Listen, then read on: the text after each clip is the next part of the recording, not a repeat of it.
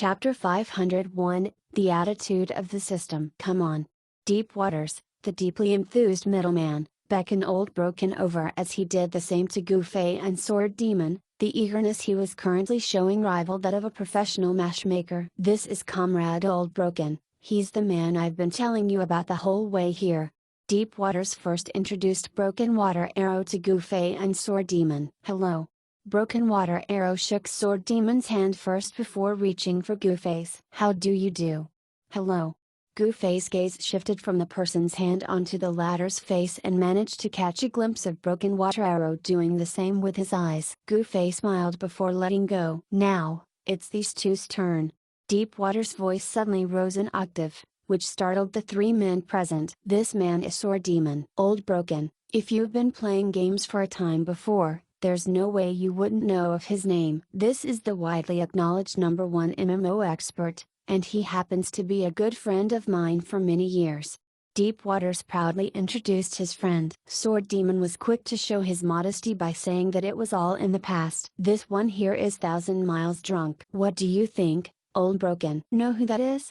Deep Waters asked. Oh, of course, I do. I've long admired your work, Old Broken replied while looking at Goofy. Evidently, Goofy was far more renowned than Sword Demon in Parallel World, and as time went by, his IGN became less and less of a secret. Seeing Deep Waters' delight, Goofy now knew that Deep Waters had introduced Old Broken to the two like a child flaunting his favorite toy. At the same time, introducing them to Old Broken was another way of bragging. This man really. Having his fill of enjoyment, Deep Waters finally returned to normal and turned his gaze onto the two. Oh, yeah. What made you two specifically come all the way out here to look for me? Nothing much. We just happened to be passing by Linian City and wanted to see you in hopes of catching up and hanging out if you're not busy. Too bad you seem quite busy, Sword Demon replied. Oh, yeah. We have no idea what this city war is going to be like, so we're using all the time we have to research and drill. Wait till we become the masters of this city, and I'll throw a proper reception for the you two when you swing by again, Deep Waters happily declared, draping his arm around Sword Demon's shoulders. Alright, you do your thing, we'll be taking our leave now. Sword Demon bade Deep Waters farewell. I won't be sending you off. Deep Waters waved goodbye at them as he plunged back into the foliage to continue learning more about jungle warfare with his men. That Broken Water Arrow isn't just your average gamer, Goofy said this to Sword Demon after walking a good distance away. What? He's got a strong body, thick fingers, and coarse skin, Goofy replied. What does that mean? Sword Demon asked back. It means that he's undergone kung fu training, and it's not just about the basics, either, Goofy answered. I think those characteristics are common for people engaged in hard labor as well, like a construction worker, Sword Demon disagreed. The key is in his grip, Goofy reasoned. The strength he used was neither too much nor too little. It was a handshake that was just right, which means the man is someone who has practiced controlling his strength. This is definitely a quality that only someone who has undergone specialized training can develop. Is that so? Why have I not noticed it? Sword Demon looked at his right hand, the very same one he had used to shake Broken Water Arrow's hand. Earlier, he did not feel anything different about Broken Water Arrow's handshake to those of others. Naturally, that's also because only people who have undergone specialized training as well can discern it, Goofy said. Does that mean he's a rather formidable person when it comes to PvP? Sword Demon had a look of disappointment as he thought of Eternal Dominion and Guxian. Those men that had undergone rigorous training were on a different level from the common player. That may not be the case, Goofy disagreed. I saw that his waist, thighs, and neck are rather thick. The man is probably the brawny type. He would have been difficult to handle had he chosen the warrior job class, but since he's an archer and his specialty lies in the agility trait, it's quite incompatible with his style of fighting and build. Having spent such a long time being baptized by the game, Goofy no longer simply focused on playing kung fu. Rather, he was now quite acclimated to the game setting and had become proficient when it came to the rules of the game as well. How kung fu could be integrated into the various job classes, stats, and skills found in Parallel World was the current focus of his research. Oh, you know how to use appraisal on players now, too.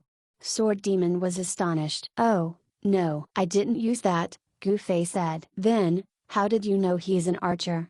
Sword Demon asked. From his name, of course. Broken water arrow, he must be an archer. Gufei replied. That's not how things work. Sword Demon figuratively wiped his sweat. But he is indeed an archer, right? Gufei smiled. That's right. He's a sharpshooter even. Still, the way you came to that conclusion. He. I was just pulling your leg. I saw the bow slung across his back, Gufei said. Sword Demon was speechless. Are you sure you're abandoning the daily mission? Gufei confirmed one last time. I'm positive. Sword Demon sighed. He's a friend of Deep Waters. Besides, this is a personal mission. Have you ever wondered why the League of Assassins has that man as your assassination target? Gufei asked. What do you mean? Sword Demon asked back. Isn't there a saying, heaven is watching when a man acts? While it is disputable if such a heaven exists in real life, the system can be regarded as this entity in parallel world. So while one may get away with their action from other players, but there's no way they can hoodwink the system, Gufei reasoned. So what you're saying is that this person might be just like Cool Apple and is a park maniac who has slain a lot. He's pretty much numb to it?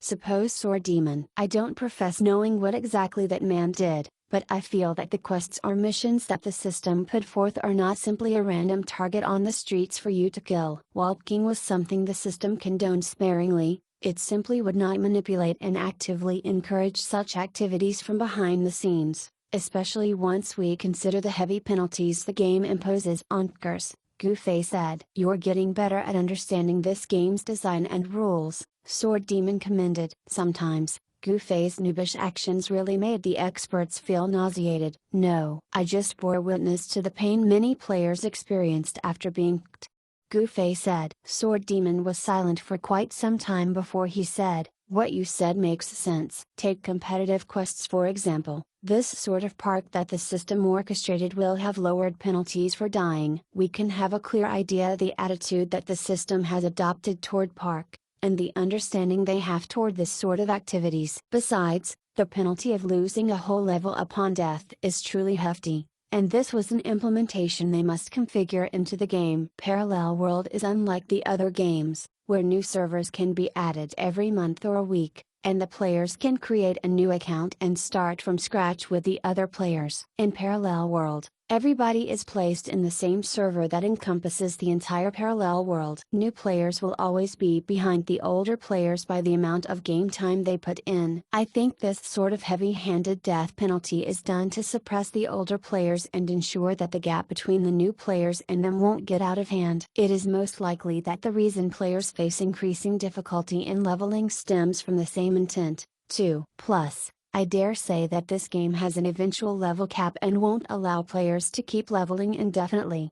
There was no doubt that Sword Demon was a veteran when it came to MMOs, so besides the content expected from MMOs, he was also well versed when it came to discussing how MMO games operated. A level cap? Wouldn't that make the level leaderboards meaningless? Gufei asked. That?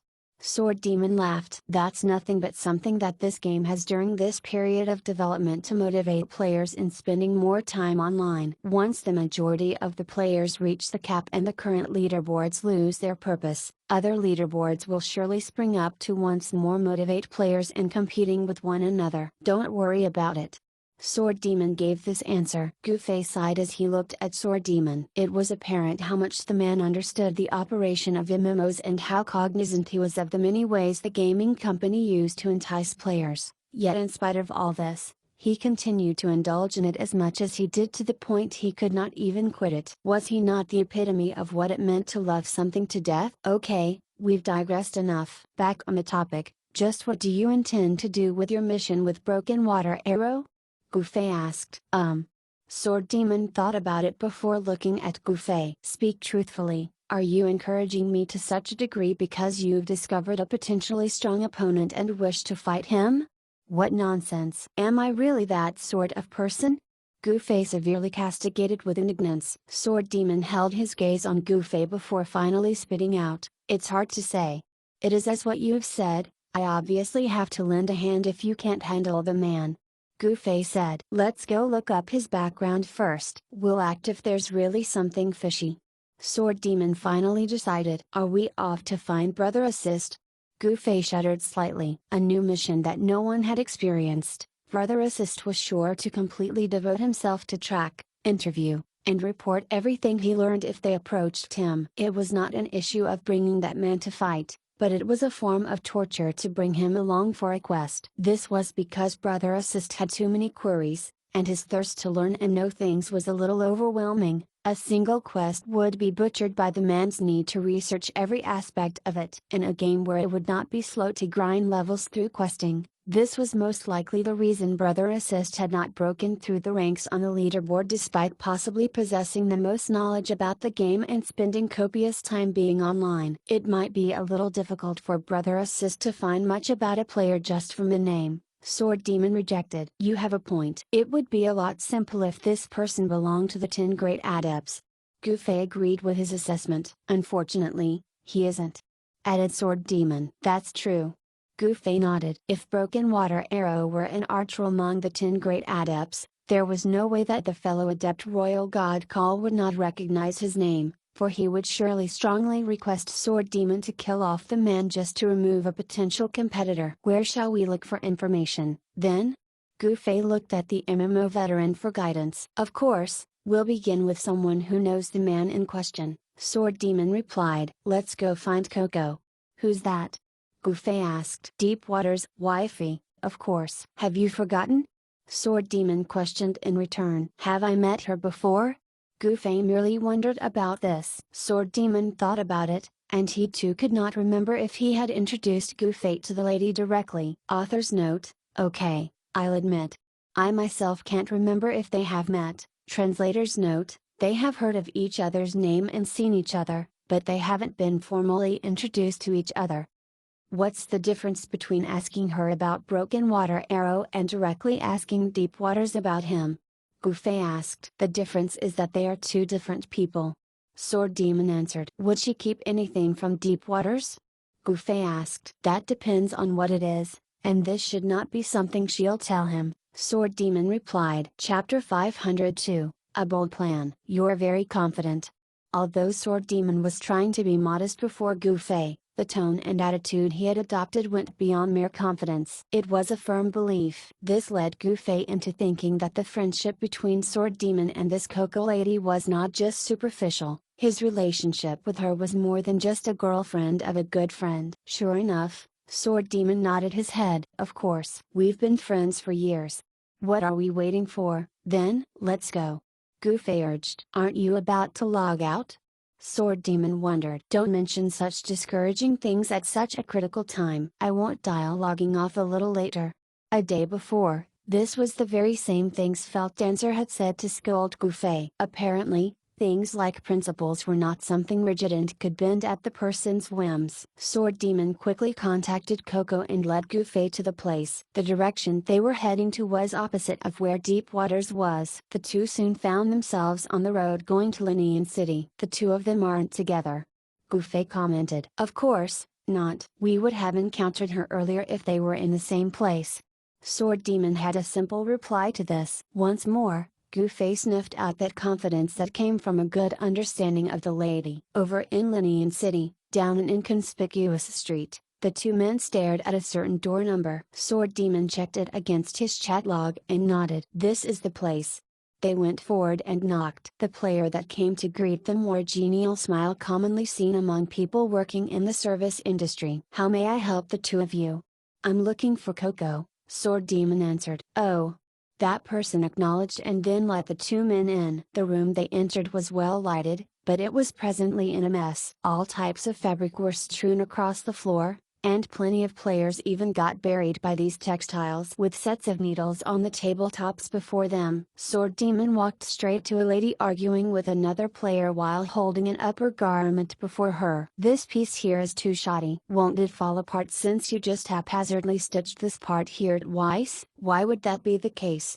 The player arguing with the lady chuckled in protest. The lady tugged at the sleeve, and with a snap, the flimsy thread got torn, and the whole thing came apart. Look! The lady extended her hand with the sleeve and top and shoved it right before the player's face. This person had no words. It was nothing strange to see a piece of clothes get torn apart, but it was far too much for the thread to come off with a light tug like that. The man quickly admitted his mistake. Sorry, someone probably skipped a step or two in the process. I'll go have this redone.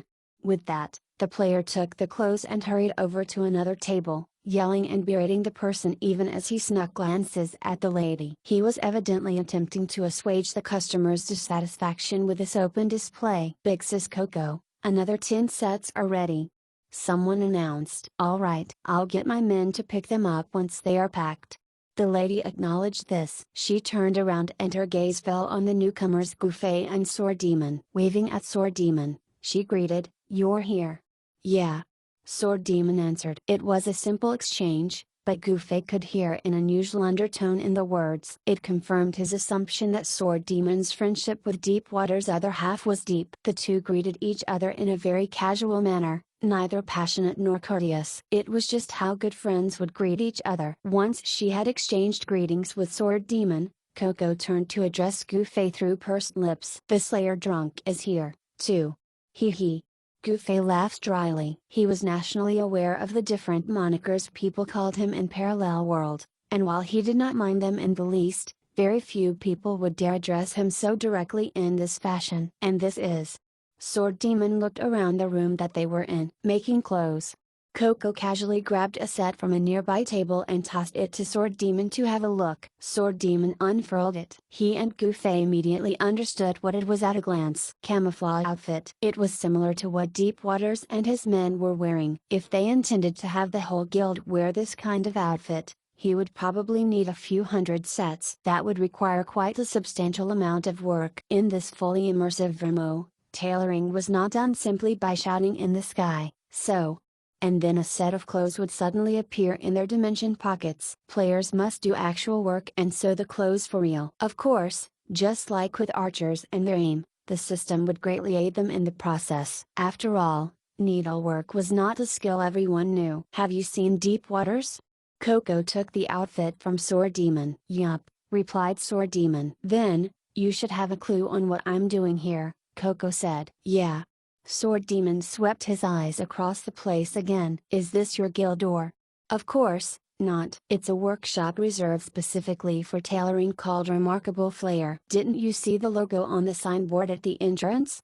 Coco asked. "That's the logo for Remarkable Flair?" Sword Demon was astonished. This was one of the more well-known workshops among the MMO communities that veteran gamers like Sword Demon were aware of. Coco shrugged. She then raised her voice to tell the player she was arguing moments before. "See? Told you that the logo doesn't connect to the name at all." That man was put on the spot. "We'll find time to make adjustment. Come over and have a seat." Coco led Sword Demon and Goofy over to a few tables that only had one person working at. The man quickly took the cue and left with the work he was busy with, immediately squeezing in with the others on another table. "What's up?"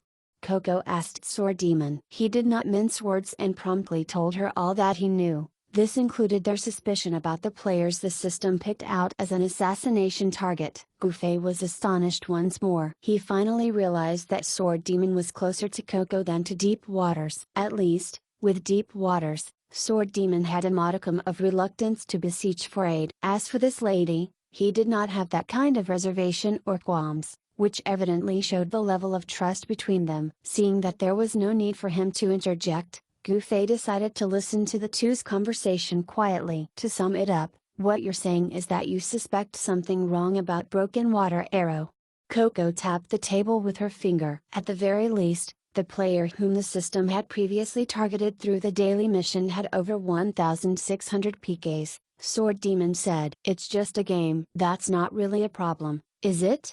Coco reasoned. "A person's behavior stems from their character," Sword Demon countered. "You're being too serious," Coco said. "I already told you, some people playing this fully immersive game indulge themselves in their vices, so their actions do not particularly say much about them as people.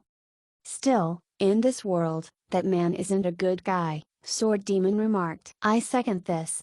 Gu-Fei said in support of Sword Demon and ended up receiving a pat from the thief. Alright, I get it. Unfortunately, I'm not too familiar with that man, much less understand him, Coco said. Well, in that case. Sword Demon felt utterly rueful. I have an idea, Gu-Fei suddenly said, causing the two to turn their gazes onto him. Why don't you bring us along as someone from your guild? This way, we will have more opportunities to observe that guy. Gu-Fei put forth his suggestion. Will that work? Sword Demon had his doubts. Meanwhile, Coco did not say a word. Gu-Fei smiled as he turned to regard the lady. You've done something like this before, haven't you? What? Sword Demon was nonplussed. Back in Lori City, even players from traversing 4 seas had no idea that the real plan was for Oathless Sword to lead Todd to the Lori City's prison, directly bypassing the mercenaries that were closing in on us. However, Deep Waters was able to bring a handful of men to intercept them. Haven't you found that to be odd? Gu-Fei asked Sword Demon. Deep Waters knew that our destination was to bring Todd to prison and preemptively laid an ambush. Why would that be odd?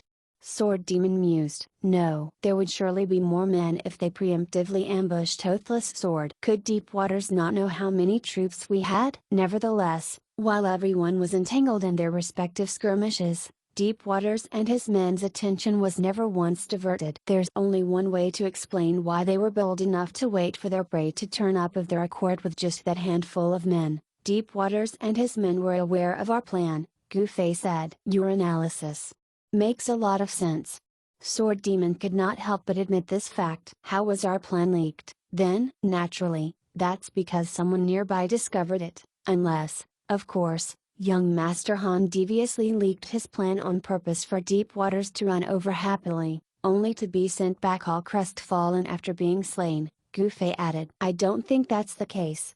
Sword Demon refuted. At the same time he said this, Sword Demon stole a meaningful glance at Gu-Fei. For him to be capable of thinking up such a vile act, it appeared that he was not too far off from young Master Han's domain. As such, the only possibility left is that someone has eavesdropped on our plan.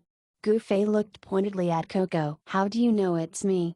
Coco asked. Lady, all your men are hunters. You're the only thief among them. I believe that the only way to eavesdrop on us back then was to enter stealth and sneak your way alongside Oathless Sword. I doubt that the other members are capable of doing that besides you, Gu-Fei said. Sword Demon was extremely shocked by this revelation. Coco, are you able to match the normal walking speed after you go into stealth mode, too? Not really. Gu-Fei answered for the lady. I believe only Svelte Dancer can do that sort of thing. Coco here most likely freely mixed with our troops after we left Linian City. Given that our troops comprised various mercenary groups and traversing 4 seas players, no one would really suspect a thing if an unfamiliar face popped up, and that's a big flaw we had. Coco was probably in our midst the whole time, and each time Oathless Sword held a meeting, she would enter stealth and eavesdrop on us before relaying everything to Deep Waters. I believe I've hit the nail on the head for this, right? Absolutely. Coco nodded. You're pretty darn smart. I believe even young Master Han hasn't guessed this, has he? This was when Sword Demon's heart trembled as a chill ran down his spine. He might not be entirely in the dark about this, and he probably just pretended not to know. Miles' previous deduction might very well be true. That guy most likely tricked Deep Waters into rushing over in all his ebullience, only for Miles to viciously slay him on the spot. That guy.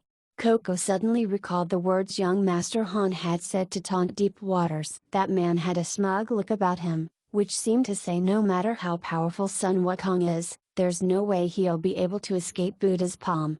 1 inch. Chapter 503, Camouflage.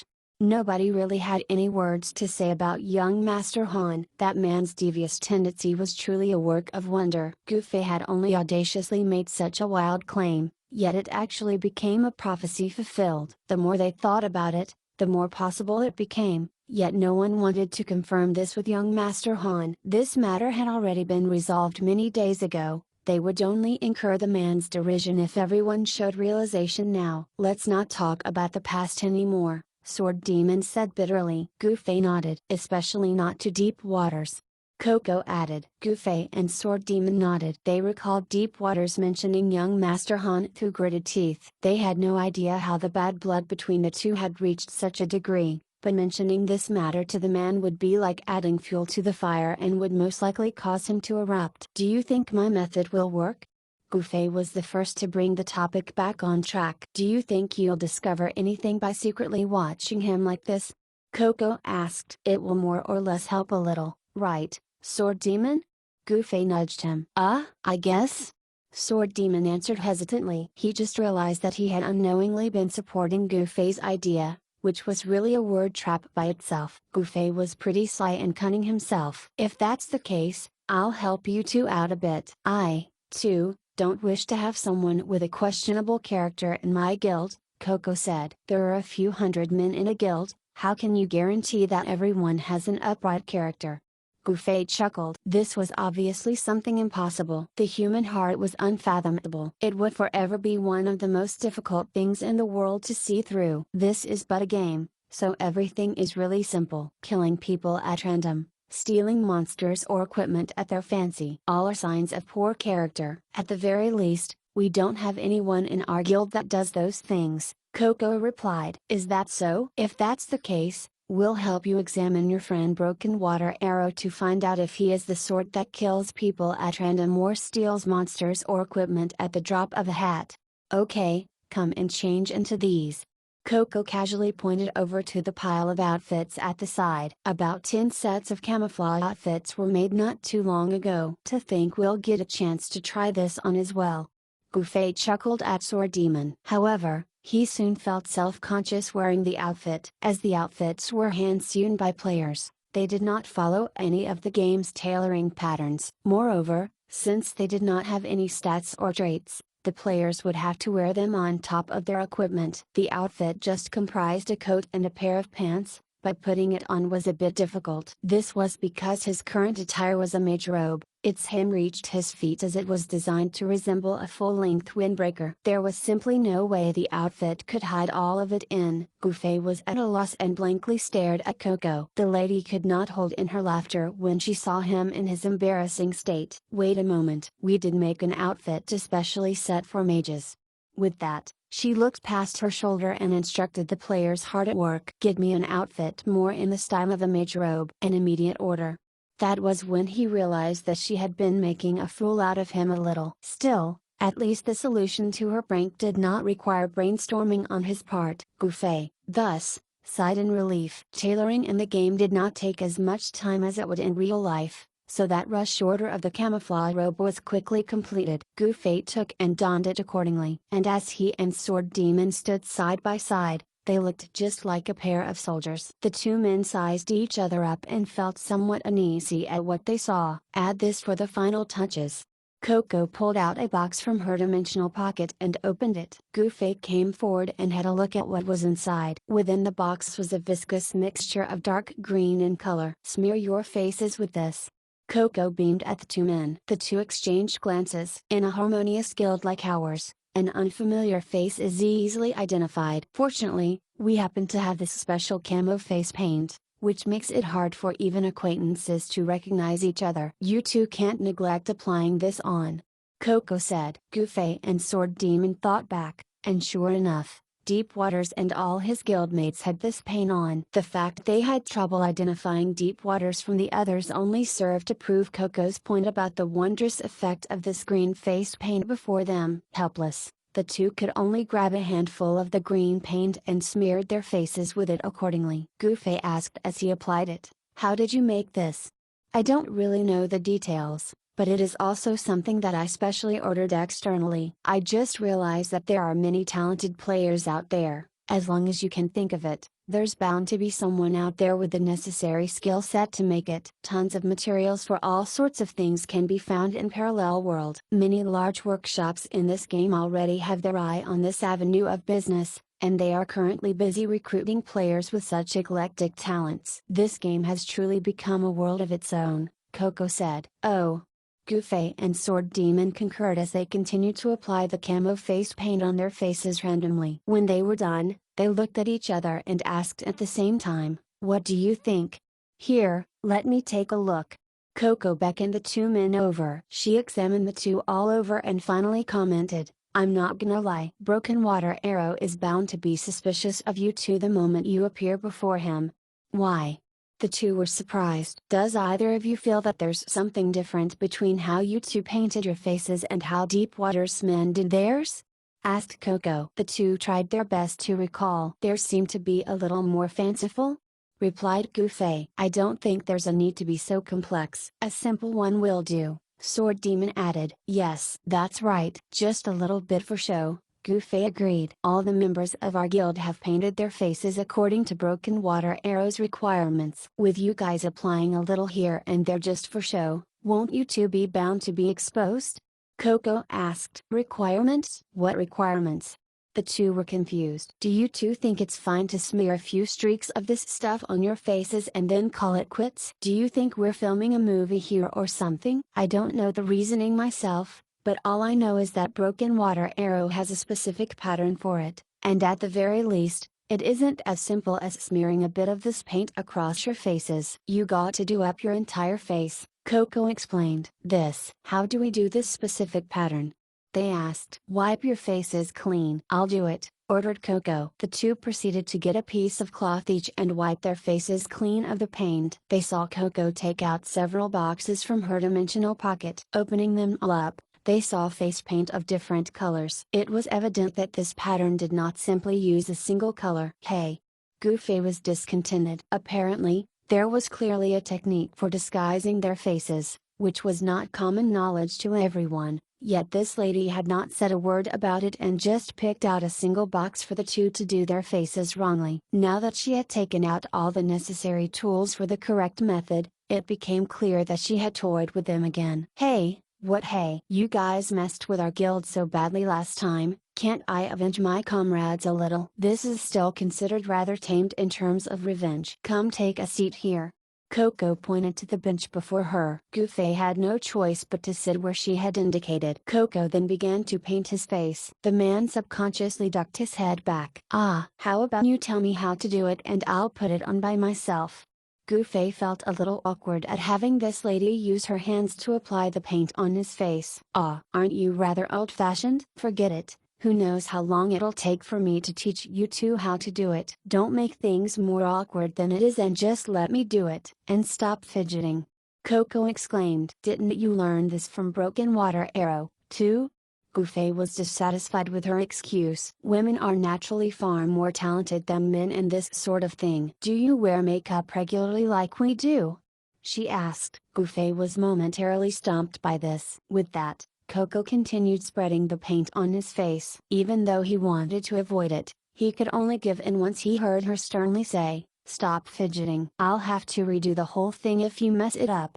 Sure enough, Coco was quite consummate at this. It did not take long for her to do the finishing touches on Goofy's face before she shifted to helping Sword Demon. Goofy sat at the side and waited. Even his lips were smeared with the green stuff, leaving it dry and astringent, which he found extremely uncomfortable. Once the deed was done, Sword Demon did not find it any more pleasing as well. The two sized each other up as their eyes went over one another, briefly uncertain of what they should say at this time. Seeing each other's painted faces, they wanted to laugh and cry at the same time. In the end, all they heard was Coco's contented voice tinkling. "Not bad. Very good, in fact.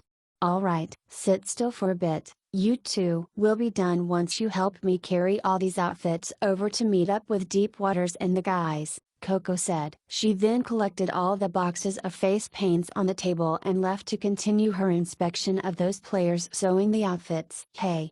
Goofy sent Sword Demon a message. "Why are you sending me a message when we are sitting together?" Sword Demon asked. "Don't you feel that this thing will get in our mouths if we open them?" Goofy asked. "Not really." Sword Demon sent back. "Then, why aren't you speaking?" Goofy retorted. Silence. In a short while, it was Sword Demon who spoke up first. "It should be fine. Deepwaters and the others had no issues talking earlier." "You didn't eat any?"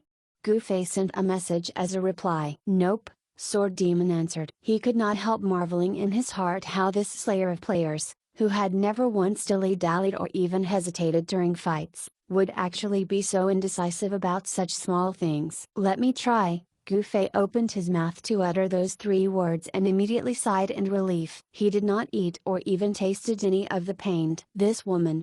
Gufei continued to sigh. He felt as if he had been teased this whole time, yet this plan was his idea to begin with. If he went according to the plan, this would indeed be a portion that they could not skip, yet he had been left exasperated by it. He. Sword Demon laughed. I've known her for such a long time, this is just how she is. A long time? How long? Gufei was rather curious about the friendship Sword Demon shared with this Coco lady. She's probably the friend I've known the longest ever since I started gaming. Even longer than young Master Han? He asked. Longer, affirmed Sword Demon. More than Deep Waters? He asked yet again. Deep Waters? I've only known that man several games after I've met young Master Han, Sword Demon said. So how many games have the two of you been playing together? Gufei asked. How many games? I don't remember the exact number for that. It sounds as if you two have grown up together in the mini MMOs, Gufei remarked. Sword Demon nodded. That's one way to put it. How envious. Oh? Sword Demon gazed at Gufei questioningly. The latter, however, did not say anything more. Gufei suddenly realized that these bunch of experts had been playing games almost as much as he had been studying Kung Fu. A game for these people was like a Kung Fu technique for him. The only difference was that Sword Demon had played every game with his friends, which increased over time. Meanwhile, Gufei had been training Kung Fu all by his lonesome self since he was a kid up to now. Gufei could not help but recall the very popular line, "Man is not studying the art of Kung Fu, but he is studying the art of loneliness." Chapter 504, Porter. Sword Demon had no clue that his words had triggered Gufei's melancholia. With the camo face paint on, the two men could barely make out each other's expression. Sword Demon decided not to say anything further once he perceived Gufei's reticence. As for the latter, he only sighed heavily again as the loneliness he felt toward Kung Fu was once more evoked by all this. Hey, you two, get ready to leave. The two men hurriedly got up at Coco's beckoning. Take off your outfits first and cover your faces. Neither of you intends to walk down the street in broad daylight looking like that, right? She raised a brow at them. Sword Demon and Gufei fitted their outfits into their respective dimensional pockets and proceeded to cover their faces as instructed. They even put hats on their heads. It was not particularly rare to find people wearing hats in-game. But everyone in this room has already seen everything, Gufei reasoned. It's none of their business. Who's gonna be that nosy? Coco was clearly unfazed by Gufei's claim as she pointed to the 2 large sacks on the floor. Take one each, carry it and follow me. A player's dimensional pocket was affected by the number of slots available and the weight of the items put in it. Players would not be able to contain anything that exceeded this limit. Such a large purchase of outfits by Coco meant that they had to carry the items on person. Gufei had done such a thing before, having traveled around with a burlap sack slung across his back. At that time, he had carried all the monster drops he had acquired while grinding monsters that could not fit into his dimensional pocket. It was only after he had played the game for a while and learned more about it did he stop collecting all that garbage from monsters. It had been a while since he had last resorted to doing this sort of manual labor. Without another word, Sword Demon stepped forward, picked up a sack, and followed. Gufei went forth and did the same with the other sack. It took plenty of effort on his part to just lift the sack. Finally getting it off the floor, he staggered after Sword Demon. Oh, the little strength your mage has isn't actually that minute, huh?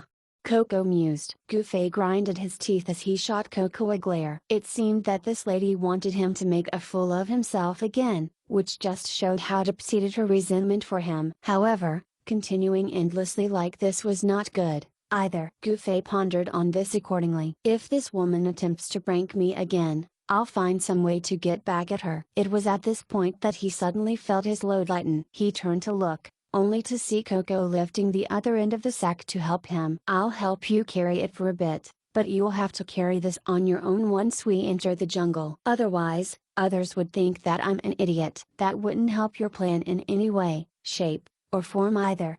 Okay. Gufei answered. He immediately caught on to what Coco meant. She had helpers to avoid doing such manual labor, but if she ended up finding someone who could barely carry this on his own, What else could she be but an idiot? This act of idiocy would very easily attract unnecessary attention to them, which was the opposite of what Goofy and Sword Demon had in mind. Oh, yeah, we don't have any guild emblems. What are we going to do about that? Sword Demon suddenly asked. Don't worry about that. I'll get 2 for you guys when I head back, Coco said. How will you get that? Sword Demon was confused. There was no way either of them could really join their guild, since their names would be instantly exposed from doing so, but the guild emblem was considered to be a restricted item that could not be traded between players. There was simply no way for Coco to take others and pass them to the 2. You should have faith in the counterfeiting business, Coco replied. They can do something like that, too? Sword Demon was shocked. Most people don't know. For this sort of thing, the composition and design are very complex, and the system won't provide any aid in the creation process, so the average crafting professionals won't be able to do it. However, the more difficult it is for people to make, the more business opportunity can spring forth, right? Coco said. Can Remarkable Flare do it? Sword Demon quickly caught on. Nope, but Sincerity can, Coco replied. Oh. Sword Demon hummed. He was no stranger to this name. Sincerity was another famous MMO workshop, with it being a macro business with plenty of standardized online shop fronts. They boasted of good service, a positive attitude, and responsiveness to clients. I already contacted them before, but because these things are completely handcrafted, they will require actual time to make, which means it won't be available anytime soon, Coco said. This isn't cheap, is it?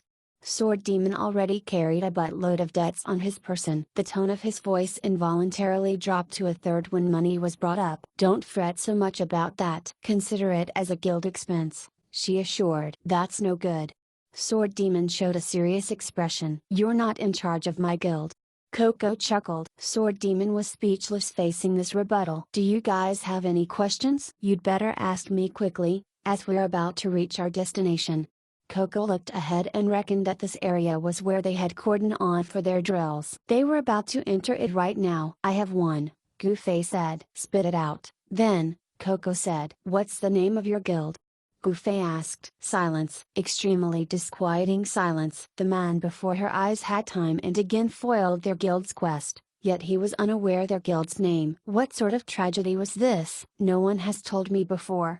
Goofy looked very innocent. It was not that he had failed to give his due respect to his opponents, it was just that no one had cared to mention their guild's name to him before. Given that he did not really care for things like guilds in the first place, the thought of learning the name of Deepwater's guild had never crossed his mind until this crucial moment. They are called Deep Freeze, Sword Demon told him, before changing the subject. Come, quickly. This sack is heavy enough as it is.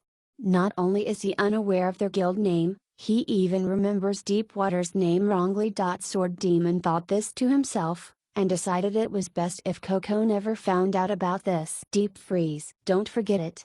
Coco wished she could go right up to Goofy and give his ear a sharp tug. I won't. I have a very good memory, Goofy said. As Sword Demon helped the man blush with shame, he felt sorry for Deepwater's deep down. Going forward for a short distance, Coco let go of the part of the sack she was holding. We're almost there. Ready your outfit and put more of your back into carrying this stuff.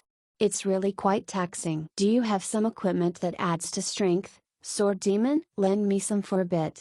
Goofy started putting on his camouflage outfit. As a MMO expert, there was no way Sword Demon would have just one set of equipment like Goofy. He had a set each for PvPing, questing, grinding monsters, or doing whatever activities. Veterans like Sword Demon were bound to have different sets of equipment sorted into what would be the most useful for whatever tasks they found themselves doing. Sure enough, the man indeed had items on him he did not have on that added strength to the wearer. He quickly handed some over to Goofy. Goofy donned this equipment and had an easier time carrying the sack. Coco was quite touched upon witnessing their actions and said to Sword Demon, "Looks like you've made another good friend."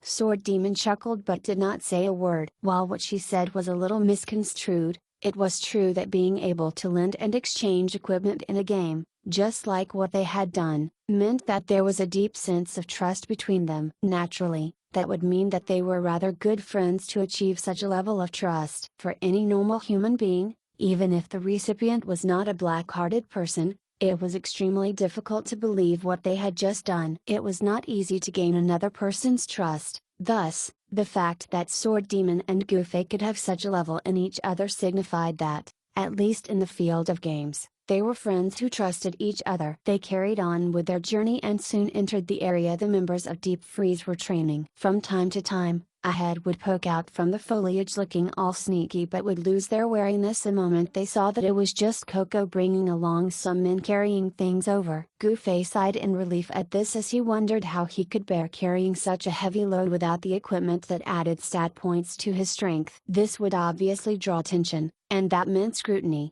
which in turn would lead to apprehension. What came after that? Well, the result would be dire. They're back. Walking for another short distance, a bunch of men appeared from the trees just ahead of them. Despite meeting not too long ago, Goofy and Sword Demon were still unable to pick out all the men before them this time. Only through the man's voice and build could they determine this person to be Deep Waters. As such, the two became more confident of their disguise. "I've brought another 100 outfits."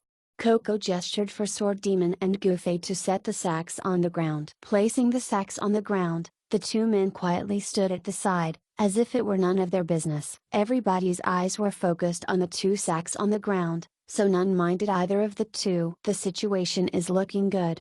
Goofy privately messaged Sword Demon. "Yeah, but I don't see that broken water arrow person." Sword Demon glanced around them and did not find their target. "He's right beside Deep Waters. What sort of eyes are you using?" Goofy replied. Sword Demon glanced over at the man beside Deep Waters. "He's walking over here," Goofy warned. Sword Demon was sweating. "Sorry, I just can't recognize him."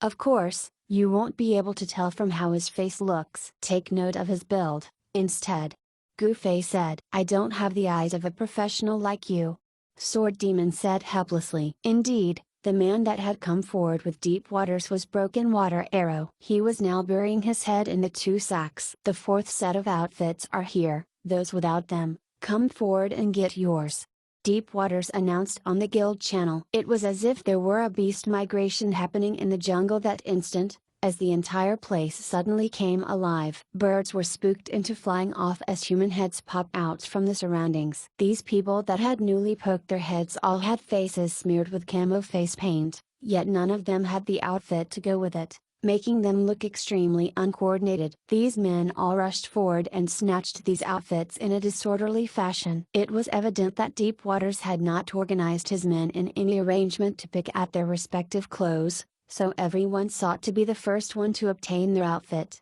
which quickly became rather chaotic. Deep Waters and others, who had already experienced this, very carefully hid themselves at a corner. Goofy and Sword Demon were unprepared for such a scene, so they ended up suffering immensely from being shoved and squeezed among this sea of players. 100 outfits were quickly taken. Soon after, their eyes were graced by the sight of these men putting on their pants and tops around them. Sword Demon and Goofy suddenly felt as if they had been transported to a poverty-stricken area, watching all of these players seizing clothes for themselves. "Old Broken, these two men have been running my errands the whole day and have not been properly trained at all. I'll leave it to you to drill them properly." Goofy and Sword Demon suddenly heard Coco instruct Broken Water Arrow this accordingly as she pointed at the two men. "What a gutsy woman!"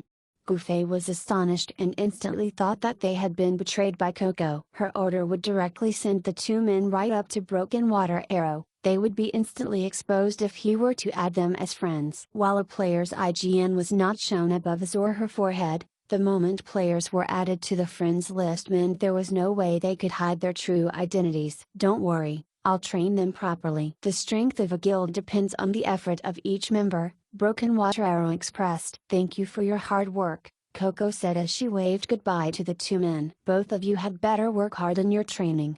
She winked at Goofy and Sword Demon. Chapter 505, Rice Soup and White Sand. Goofy looked questioningly at Coco, who had casually waved goodbye at them and left, before he turned to regard Sword Demon. How tragic it was that Goofy, with his face painted, could not tell whether Sword Demon was surprised or calm at this moment. Goofy had just taken his first step to knowing just how frightening camouflage could be. Because of how the face paint had broken the features on their faces, It was difficult to tell their expression at a glance. Their faces could only be described with a word: ferocious. Seeing Broken Water Arrow step forward to the two men, Gufei quickly sent a message to Sword Demon: "What are we gonna do if he adds either of us as friends?" "Well, we're of course going to reject him," Sword Demon replied, even as he regarded Gufei strangely. What a foolish question. Their IGNs would surely expose their true identities if they were to add Broken Water Arrow as a friend. Reject. Won't that be too suspicious? What reason are we going to give? Gufei asked. Our friends list is full, Sword Demon answered simply. Is that even possible? Gufei was astonished. Of course. It's actually rare to find people who haven't filled up their friends list after the game had been on for so many months.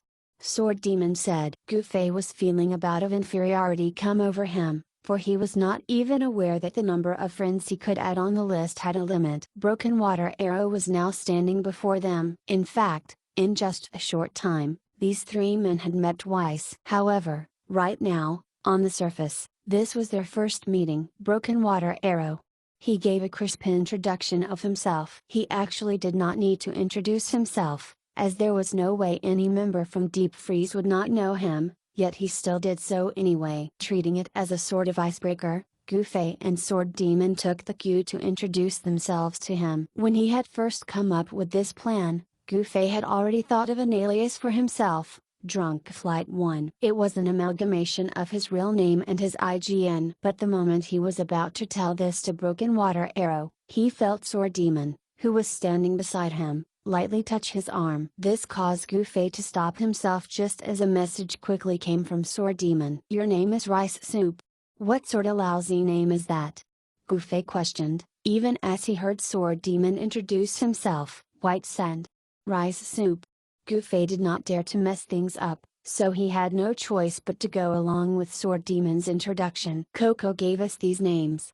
That was when Sword Demon sent a message to explain it. Gufei quickly realized his mistake. Aliases? They could not possibly pass scrutiny joining someone's guild like this, since every IGN would be logged into the guild members list. If the man casually flipped through it, he would realize that there was no Drunk Flight in it at all. Would he not end up exposing himself even faster by doing so? Gufei was a little ashamed that he had not considered this. The fact that he would always forget these simple rules in the game just went to show how subpar he was when it came to gaming compared to MMO veterans like Sword Demon and his friends. Meanwhile, given that Coco had provided this name for them, they must belong to someone in the guild, whose job class would most likely align with theirs as well. As for the authenticity of said person, Gufei reckoned that the lady should have thought of it before choosing the names, so there was no need for him to worry too much. Hope we may have a pleasant cooperation. Broken Water Arrow was already extending his hand out to the two. Sword Demon was the first to shake the man's hand, with Gufei following right after. Broken Water Arrow was still using that measured strength with his hand grip, while Gufei had intentionally used a bit more strength than usual. He had no idea if Broken Water Arrow had the same assessment as he did from the handshake before, but Gufei decided to play it safe and was not careless with this particular detail. Furthermore, Gufei might be able to recognize Broken Water Arrow from his build, but he believed the same could not be said with Broken Water Arrow to him. This was because the muscular neck, waist, and thighs Broken Water Arrow possessed were physical traits the average Joe would not have. Conversely, Gufei's build was very common, and it was only when he wore form-fitting clothes would people discover that he was well built. This very fact was perfectly covered by a mage robe. Moreover, in addition to how his clothes' billowy fabric unintentionally hid his body proportion, he was currently wearing a long windbreaker over the robe itself. If he were wearing the trademark fighter's clothes, which effortlessly showcased the curves of the wearer and ended up hamstringing the efforts of plenty of male fighters to flirt with the fairer sex with their ill-proportioned body figures, he would surely be recognized by Broken Water Arrow. With the introductions out of the way, nobody bothered to waste any more words. Follow me. Broken Water Arrow turned around and strode forward. He's pretty straightforward, character-wise. Gufei was rather fond of people who let their actions speak louder than their words. Yeah, he's giving off a bit of a soldier vibe, Sword Demon agreed. I don't know about that. I haven't interacted much with soldiers before. Gufei was unsure. Well, neither have I, but I imagine that is how they will act, Sword Demon admitted. The average Joe would hardly or never have much interaction with soldiers in real life. Most likely, they would encounter long retired military personnel from the army that would be no different from anyone else after all those times. Thus, the impression anyone would have of such men was mostly based on the movies and films about military that they had watched before. From that perspective, Broken Water Arrow completely fulfilled the criteria of an ideal soldier to a T. Every step he took seemed to be done with a purpose. Let's not discuss this now and just catch up to him. Gufei ended the conversation with Sword Demon as they followed in the wake of his footsteps. Deep within the jungle, the two found themselves in the official training grounds of Deep Freeze. Gufei could sense glimpses of killing intent flaring around him from time to time. It was apparent that the players around would throw the occasional glance their way as they went about changing their positions. Sounds of whistling arrows was occasionally heard, and from the way Broken Water Arrow turned his head to the side to look, Gufei could tell that the man was involuntarily knitting his eyebrows at every sound of it. No matter how heavily disguised anyone was, the act of knitting eyebrows was still very visible. Seems like he's not particularly satisfied with the drills. Is this guy taking all this seriously? Gufei wondered to himself. Job class. Broken Water Arrow suddenly came to a halt and turned around to shout, "What?" Gufei and Sword Demon were startled by this. "Report your job classes," Broken Water Arrow repeated. "Mage." "Thief." Both gave a reply. "Oh." Broken Water Arrow acknowledged this as his eyes probed the two before him. As Gufei and Sword Demon were already feeling a little guilty, they could not help but be a little anxious under such scrutiny by the man. Just as they were starting to feel uneasy, they heard Broken Water Arrow say, "Why does neither of you have your guild emblem?" Gufei was surprised. He had not expected this person to notice that so soon. He was still thinking of an explanation when he heard Sword Demon answer. "We agree with your thinking. In order to better hide ourselves within this jungle, we need to hide our emblem as well." "Well said." Broken Water Arrow actually nodded to show his approval. Gufei was extremely astonished by this. Sword Demon had very quickly gotten into character already. On second thought, he felt something amiss with this because it sounded as if Sword Demon had received Broken Water Arrow's teachings before. This was nationally impossible, so he swiftly sent an inquiry to Sword Demon. "Coco told me to say that if he inquired about our guild emblem, since this man doesn't approve of members wearing their guild emblems so blatantly," Sword Demon answered. "When did she say that?" "Why don't I know anything about it?" Gufei asked. "She messaged me privately." "It's safer," Sword Demon informed. Gufei could understand this. Since they were right before Broken Water Arrow's very eyes, resorting to messaging privately would indeed be a lot safer. Still, why didn't she tell me as well? She doesn't have you on her friends list. Then, add me. Her friends list is full. To think that excuse would be used on Gufei himself this soon. "You two, follow that group." Of course, Broken Water Arrow was unaware that they had been sending private messages to each other all this while as he deployed them for the drills. As Broken Water Arrow called out, several players poked their heads from the jungle and came to where Gufei and Sword Demon were standing. Anxiety abruptly gripped Gufei again. It was easy for them to fool Broken Water Arrow, as the latter was a fresh recruit, but with longtime guild members were in the mix, they might run into some trouble. Coco even told them how harmonious their guild was. An unfamiliar face would be deadly conspicuous right now. While they were wearing camouflage and everyone could barely recognize each other, the past relationship that players shared still existed. With them directly meeting these longtime members, would they not be immediately exposed if some happened to bump into rice soup and white sand and shared a couple of drinks, as well as do quests or grind monsters? Previously, while the worry set in, those men came forward and began to size up the two newcomers, gingerly asking, "Who are you guys?" Everybody in the guild was in disguise, so unless these people had reached a certain level of familiarity with one another, they would have no difficulty recognizing one another. Rice soup. With the situation unfolding as it had, Gufei had no choice but to bite the bullet and pray that these people would not be particularly familiar with the player rice soup. "White sand," Sword Demon answered as well. "Oh!" someone exclaimed. He dragged it in such a way that left Gufei's heart palpitating madly, especially when the man clapped his hands together. So it's the two newest recruits. Welcome, welcome. Eh?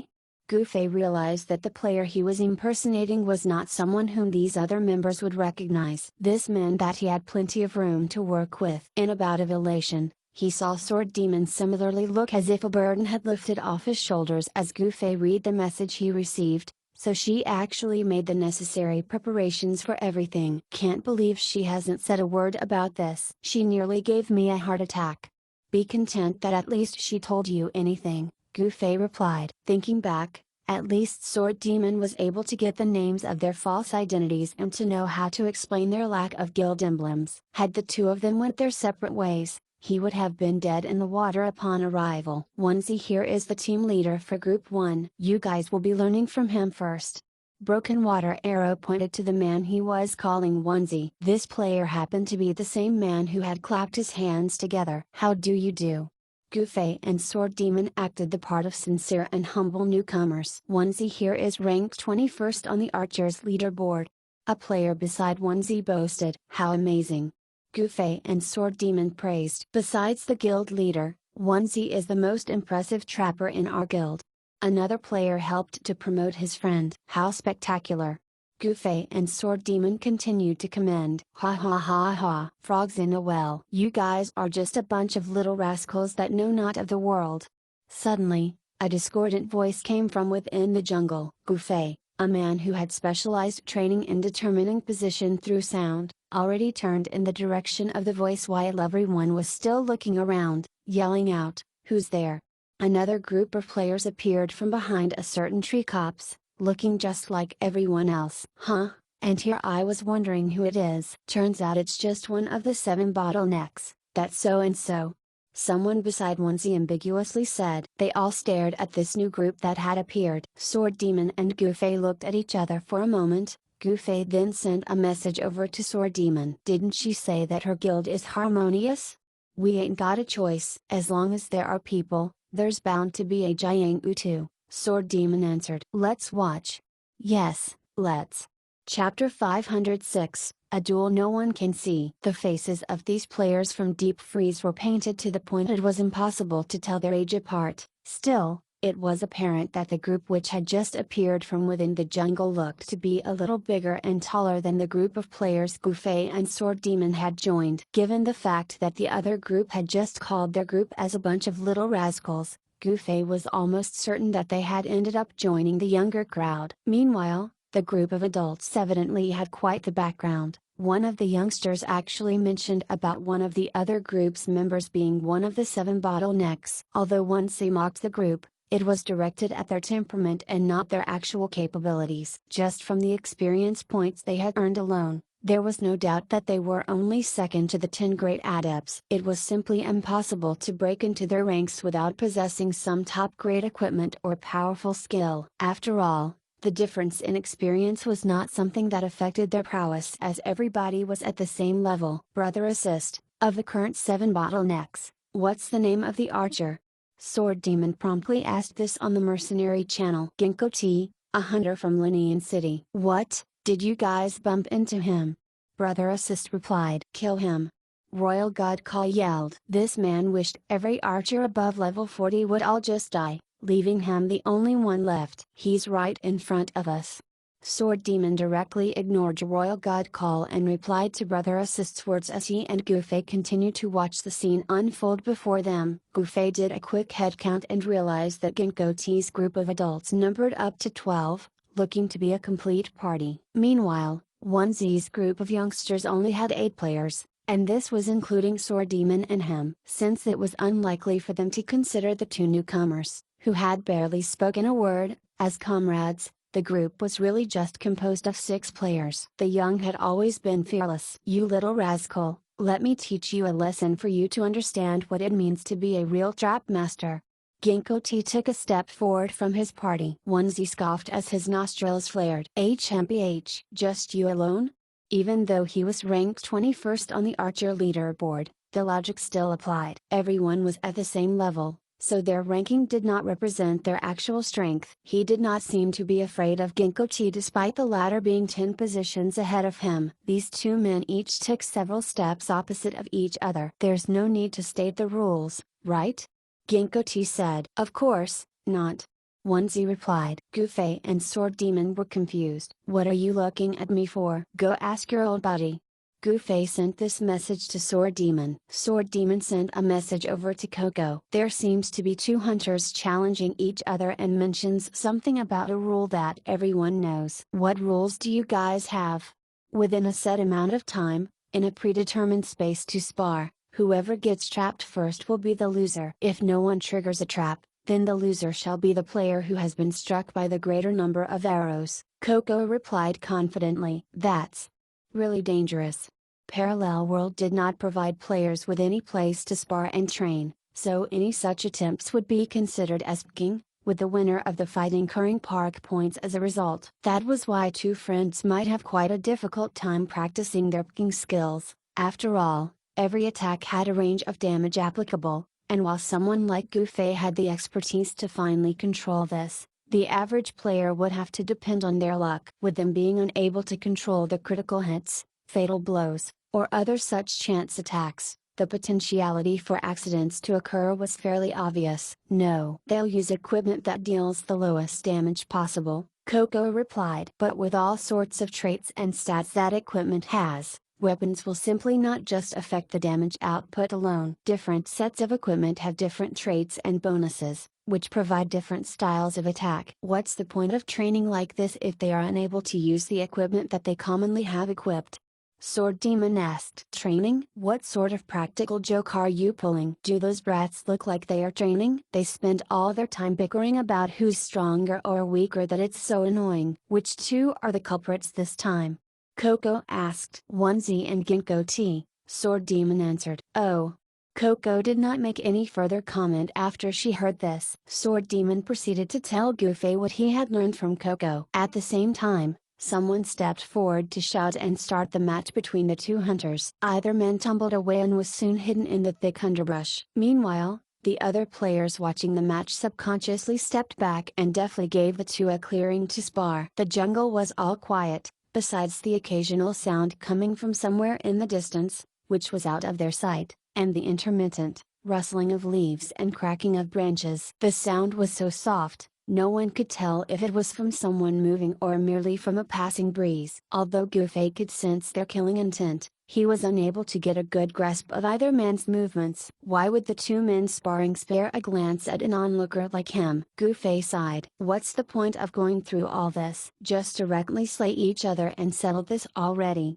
Gufei clearly had no love for such form of duel. On the other hand, Sword Demon was the exact opposite. His spirit to research was sufficiently piqued by this sword combat style in MMOs, so he was currently extremely focused on this battle. While no one was evidently before him, he was still watching the match closely. He was monitoring the changes he could perceive around him with every rustling of leaves. The man was probably thinking of how he would deal with this situation if he were in either player's shoes. A battle like this could also be considered as an eye-opener by itself. Thanks to the extended time being spent fighting and grinding with such rules, the hunters of Linian City were the only ones who had managed to cultivate such a unique style of combat. Were this in any other city, two hunters might not even challenge each other this way even if they ended up in a duel. First, they did not have any sort of geographical location like this. Second, most had no such habit. Third, they most likely did not have the skills or expertise for this. 3 minutes passed,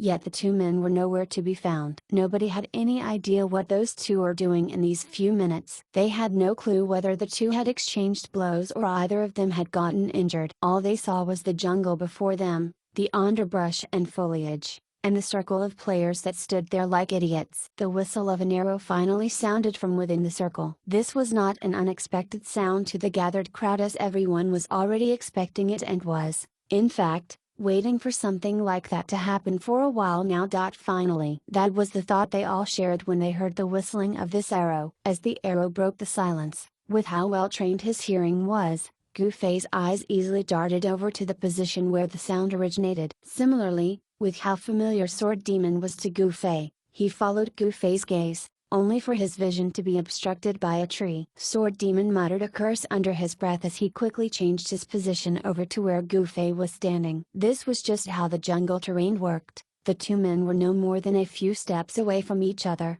but the view they each had was different. Gu-Fei was able to see the change in the fight, but all Sword Demon could see was a tree trunk standing in his way. Over there? Sword Demon whispered as he tried to confirm this with Gu-Fei. Originally, yes. But, perhaps, they're no longer there, Gu-Fei said. Even though he had been unable to catch any movement or sight in the last 3 minutes, it was impossible for the two combatants not to have moved all this time. That arrow was entirely useless. Sword Demon exclaimed, as silence resumed back in that circle. He probably tried to fill at the opponent, but the latter did not fall for it, Gu-Fei analyzed. Didn't he ended up revealing himself, instead?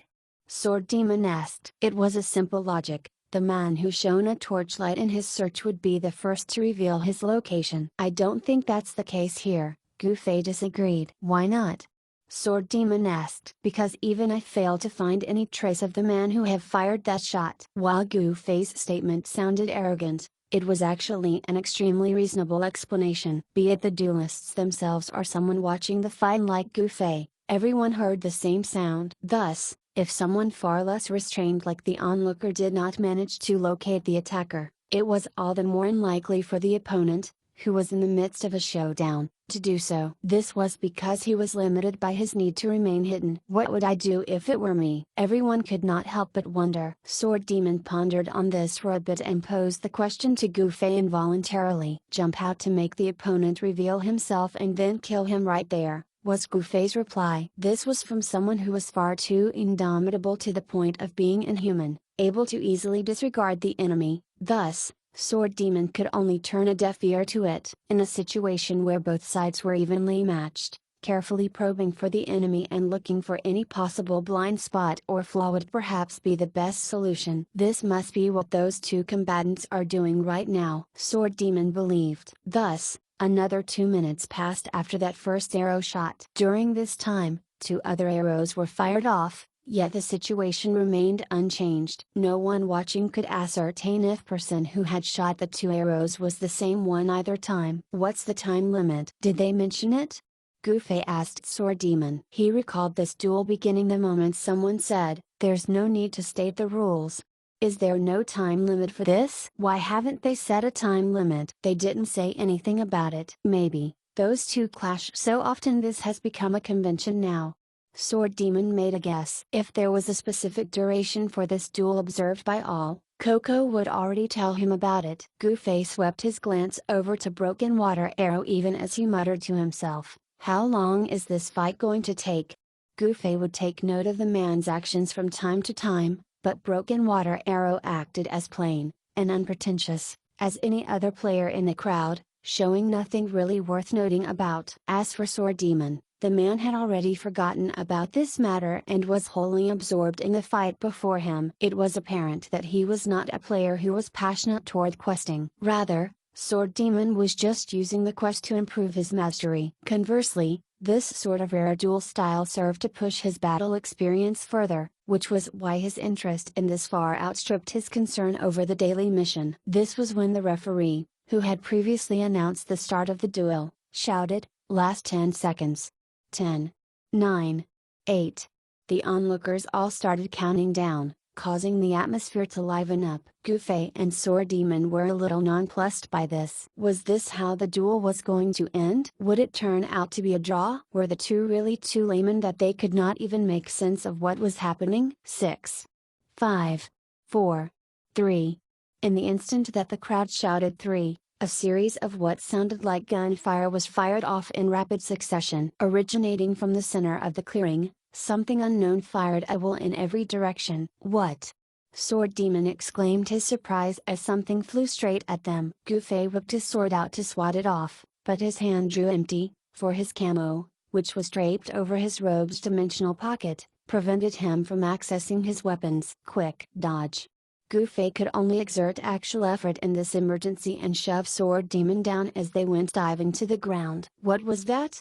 This was the exclamation they heard from around them. Chapter 507, Satisfied nobody had that superhuman reaction time and deftness Gu Fei possessed, so plenty of the players in the way of this unknown contraption were shot by it. This was except Broken Water Arrow, of course. Indeed, this man was skilled. In the moment Gu Fei dove to the ground, he did not fail to keep an eye on Broken Water Arrow. He saw the man nimbly shifted his body to the side and skillfully evade that unknown shot. If Gu Fei did not have Sword Demon to save with his tackle, he would certainly choose a similar method to dodge the mysterious projectile. Broken Water Arrow's gaze also drifted over to the two men. While their dive to the ground was rather ungraceful, they were the only other players here that had been able to dodge that shot among the crowd present. No need to panic, you two. That attack doesn't deal any sort of damage.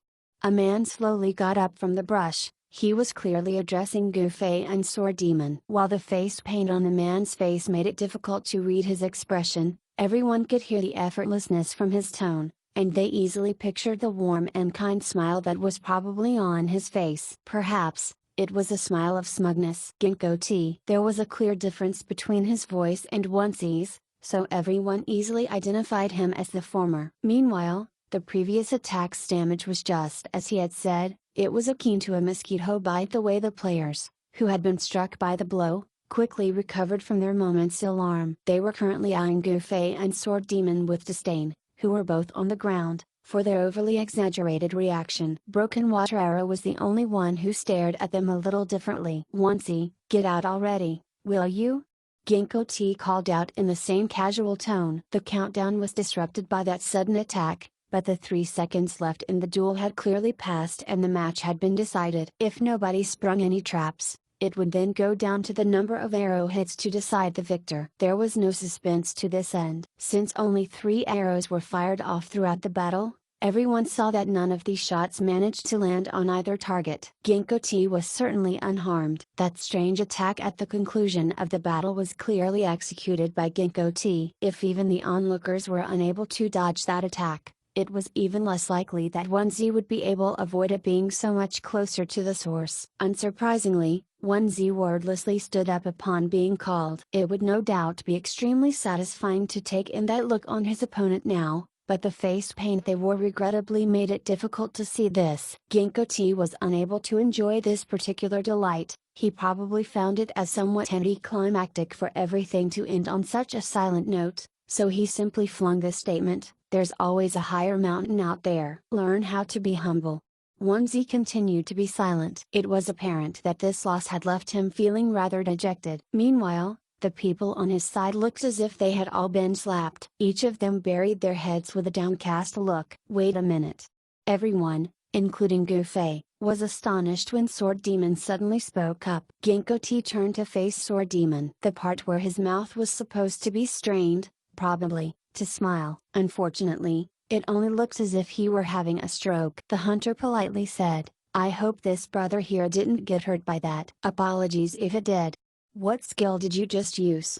Sword Demon asked seriously. Players had 2 different approaches regarding such an unfamiliar skill. One would be to boast. They would openly brag about the prowess of its effect, its damage, and its usage to the world. This was to garner the envy and worship of others. Second would be to keep it under wraps. Despite using it, some players did not wish for others to learn too much about the skill and would not see a need to divulge any information about it. Ginkgo T's attitude right now was precisely that of the latter. The veteran gamer Sword Demon was well aware of the mentality behind this. The first sort of players would often begin boasting without a need for prompting, while the second sort would not say a thing even when directly asked about it. Thus, it could be said that Sword Demon was asking something of a veteran like him that needed no asking. Ginkgo T was currently staring at him as if he were a newbie who did not understand how the world worked. "I don't wish to hear too many details of it. At the very least, the skill you used should be a trap, right?"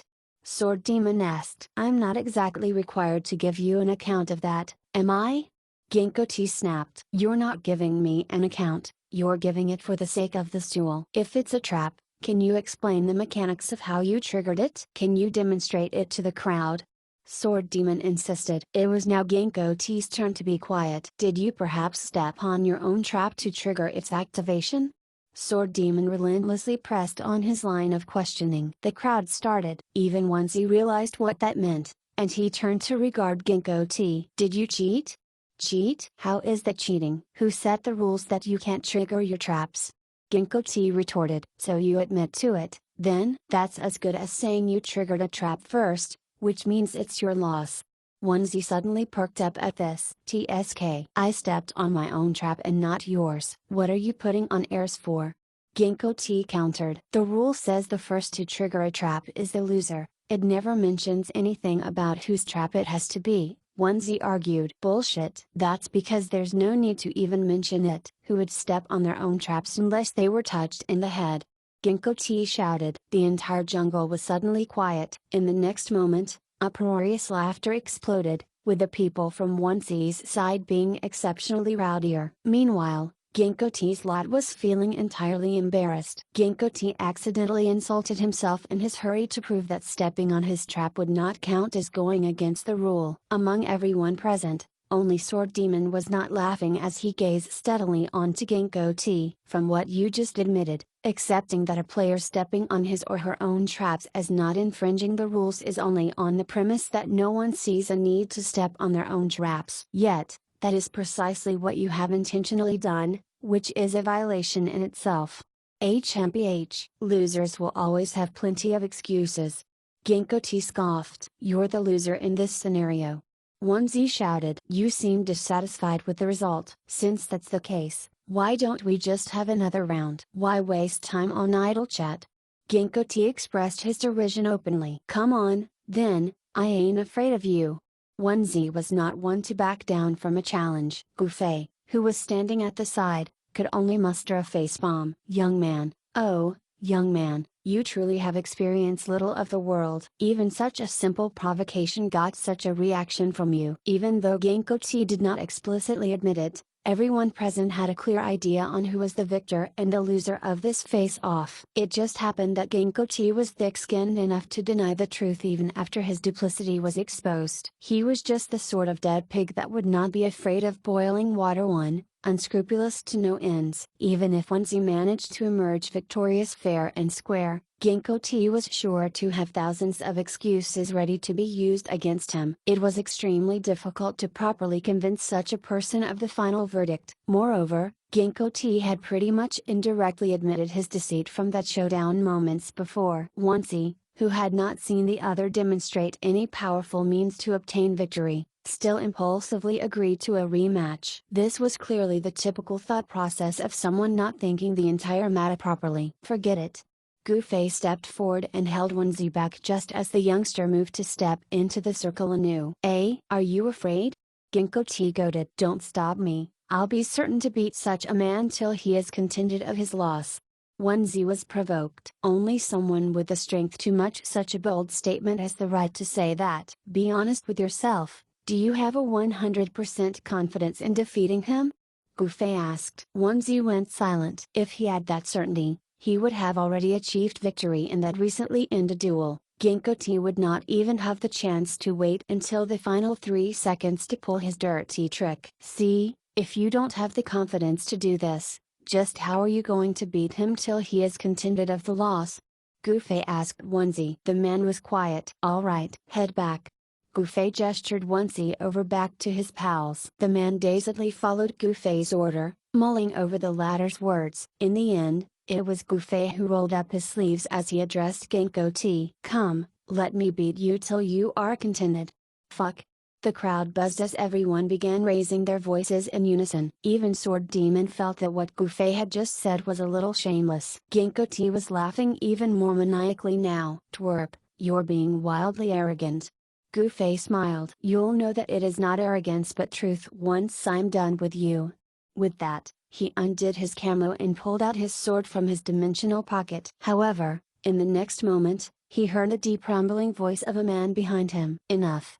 Everyone turned to the source of the shout and saw just a single man standing there, Broken Water Arrow. This sort of duel is entirely meaningless, Broken Water Arrow said. How can you say that it's meaningless? It helps improve our park standards. Ginkgo T argued. What sort of use is there for this? On the battlefield, No one will give you a wide empty space to frolic about in a 1 versus 1 fight. There's not just one enemy on a battlefield. Danger lurks in every inch of the land on the battlefield. This so-called showdown you are having is nothing but a meaningless game. If you truly wish to be victorious in the upcoming city war, it's best if you think of how to utilize your maximum potential in a chaotic situation and achieve an overall victory. What does your individual ranking have to do with a city war? Broken Water Arrow debated. HMPH. We're leaving. There was no way for Genko T to refute Broken Water Arrow's words, so he turned and led his men away in response. Conversely, the lot with onesie was very reverent of Broken Water Arrow's performance. Gufei was a little rueful over how his duel against Genko T had been spoiled by Broken Water Arrow's intervention, but he still benefited from this as he had learned something rather interesting from the attitude of either group toward Broken Water Arrow. Did you see that? Gufei asked Sword Demon as he kept his gaze onto Broken Water Arrow's departing figure. What do you mean? Sword Demon asked back. That lot with Genko T seems to be disapproving of Broken Water Arrow, Gufei explained. Sword Demon had naturally noted all that had transpired as well. While what Broken Water Arrow said makes sense, I don't exactly agree with how he went about advocating it. This is just a game, even a guild leader won't say things so bluntly. Everybody should be friends, brothers in arms, and on equal footing with one another. His tone and attitude sounded like a boss reprimanding his workers. But there are quite a lot of guild leaders out there who are the forceful sort. Gufei said. A leader needs to demonstrate good morality in service of the individual while seeking to convince the people with logic. As long as the message is said right, there is nothing wrong with what is being proposed. Many people will end up agreeing even if the tone used is heavy-handed. I'm simply saying that I'm not a fan of his method, Sword Demon explained. And you're not alone in that thinking. Genko T and his men are not fans of his method, either, Gufei said. Yes, that appears to be the case. Sword Demon agreed with his assessment. Now, considering Deepwater's personality, what sort of leader is he? Gufei asked. Of course, he's the sort that I've previously described, Sword Demon replied. Birds of the same feather flock together. If that is the sort of leader Deepwater's is, that means the members he attracts will be similar, which naturally indicates that plenty of these players agree to his leadership style. So what happens if a leader with an opposite style joins the guild and proceeds to command its members? Do you think the people will still be contented with that? Just what are you trying to get at? Sword Demon suddenly felt a mild bout of fear creep up on him. Chapter 508, in terms of traps. Do you get what I'm talking about now? Gufei asked. I know what you're getting at. You're insinuating that Broken Water Arrow joined the guild to disrupt Deep Freeze's harmony with his attitude and how he does things, right? Sword Demon said. That's right. What are your thoughts? Gufei pressed on. My thoughts. Sword Demon was quiet for a while before finally hedging. Are you perhaps being a little too cynical? It's just a game. Is there a need to go through all this? No, no, no.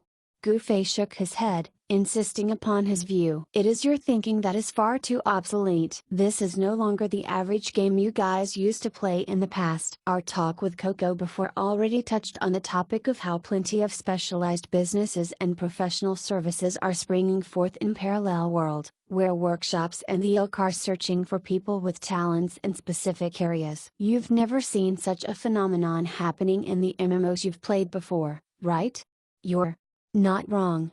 Sword Demon nodded. The activities of these workshops serve as indicators to the benefits that exist in the game. You are still holding on to the thinking that this sort of game serves only as an entertainment for the average happy gamers, but if someone plays this game solely for profits, then there's nothing they won't do to achieve their goal. Don't forget, there's no such thing as law in this world, Gufei said. The more you talk about it, the more implausible it sounds, Sword Demon said. Let's wait and see, then. The seedling planet has already sprouted. It is my belief that at the end of the day, the strongest guild in Parallel World won't the one that develops through the banding of a few comrades like what you are used to from before, but the type that has the support of a workshop or other interested parties to capture the hearts of its members by providing benefits. Instead, Gufei said. What do you mean capture the hearts of its members by providing benefits? Sword Demon was perplexed. Wages, bro. Gufei clarified. Wages. Are you saying that, in the future, the guilds will be like companies and organizations in real life? Sword Demon asked. Not everyone will be like that, but the strongest will definitely be that, Gufei replied. Sword Demon continued to ponder on this. He had no idea whether Gufei's thinking was noobish or advanced. Rice soup, white sand. Onesie hailed the two men at this point. Thank you so much for your assistance, Onesie said. Everyone could tell that the two were on his side when they stepped forward moments before, so Onesie made it a point to express his gratitude for their aid. Hey, it's nothing much, the two answered. Are the two of you not hunters? Onesie asked. He should have already secretly appraised them before, asking them now was nothing more than courtesy. Assassin. Lightning Mage. The two introduced themselves accordingly. I'll show Ginkgo what's up when I next see him, Onesie declared. He felt he had to give a proper account for what had just happened after that duel from before. We're all comrades at the end of the day, there's no need for all that. It's just a game.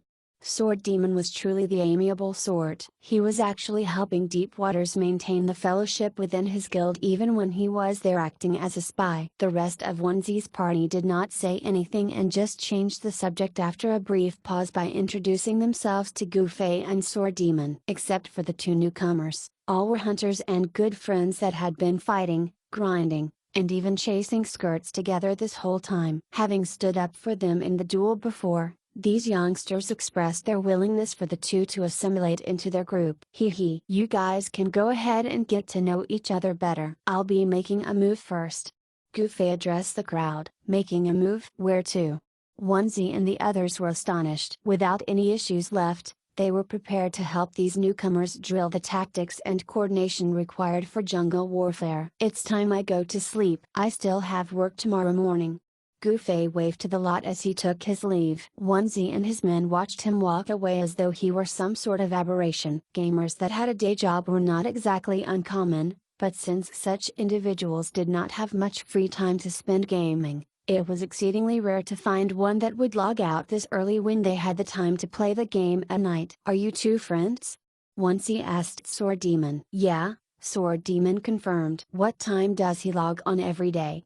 They asked. Even Sword Demon was a little embarrassed to answer that, for the time Gufei spent online was almost like a disgrace to hardcore gamers like them. I'm gonna log off first. Stay to build rapport and forge relationship with those guys. Don't forget to inquire about Broken Water Arrow's situation when the opportunity presents itself.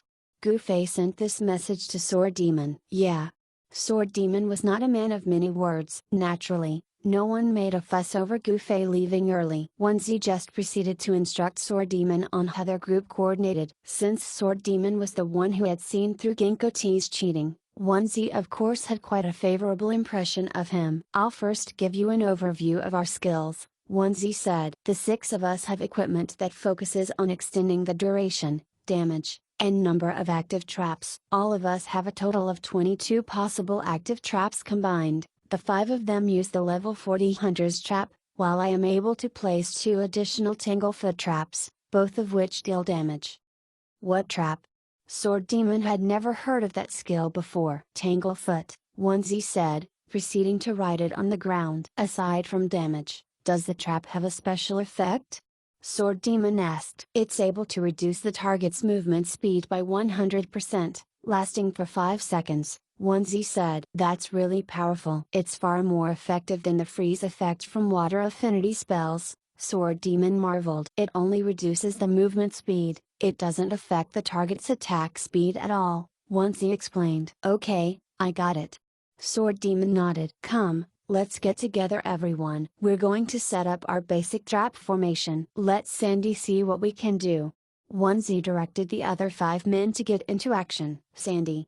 Sword Demon had the urge to head to a tree and vomit. Don't go around giving people nicknames without their permissions, you twerps. The 6 swiftly got to work and set up their traps all over. Onesie finished setting up his traps first and quickly made his way back to Sword Demon's side to indicate the area covered by their trap formation, the parts they were in control, and the spaces that were empty. He also pointed out several spots that were heavily laden with traps, where they would be hiding at this time, where they would initiate their attacks. how they would continue to adjust, etc. Sword Demon nodded repeatedly as he listened, for this was an area of expertise he had never involved himself with. So what should I be doing?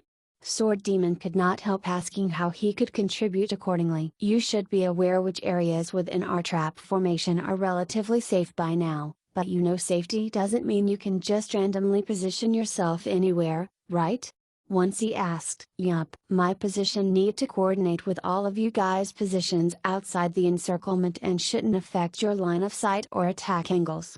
Sword Demon's comprehension, which did not leave much else to be desired, drew praises from the rest. Since there are plenty of ways that our trap formation can be adapted and many changes to how it can be set up, just like this encirclement we have here, we do have a few templates that we have made sure to number accordingly. We call this encirclement version C. Upon hearing version C, you should be aware of where every trap is placed. For us who are ambushing from the outside, we choose our spots depending on the terrain and situation we are in. Not only do you have to learn how to choose your spot, you must have a good grasp of the trap formation as well. That is because you can only receive the coordinates from your comrades once they get into position. Thus, you must make your own judgment based on the trees, shrubbery, or underbrush that they can be hiding. You need a certain level of understanding of the habits of your teammates to be able to make accurate, snap judgments. It is only through this that we can become a team with a strong level of tacit understanding of one another, Onesie elaborated. That makes a lot of sense.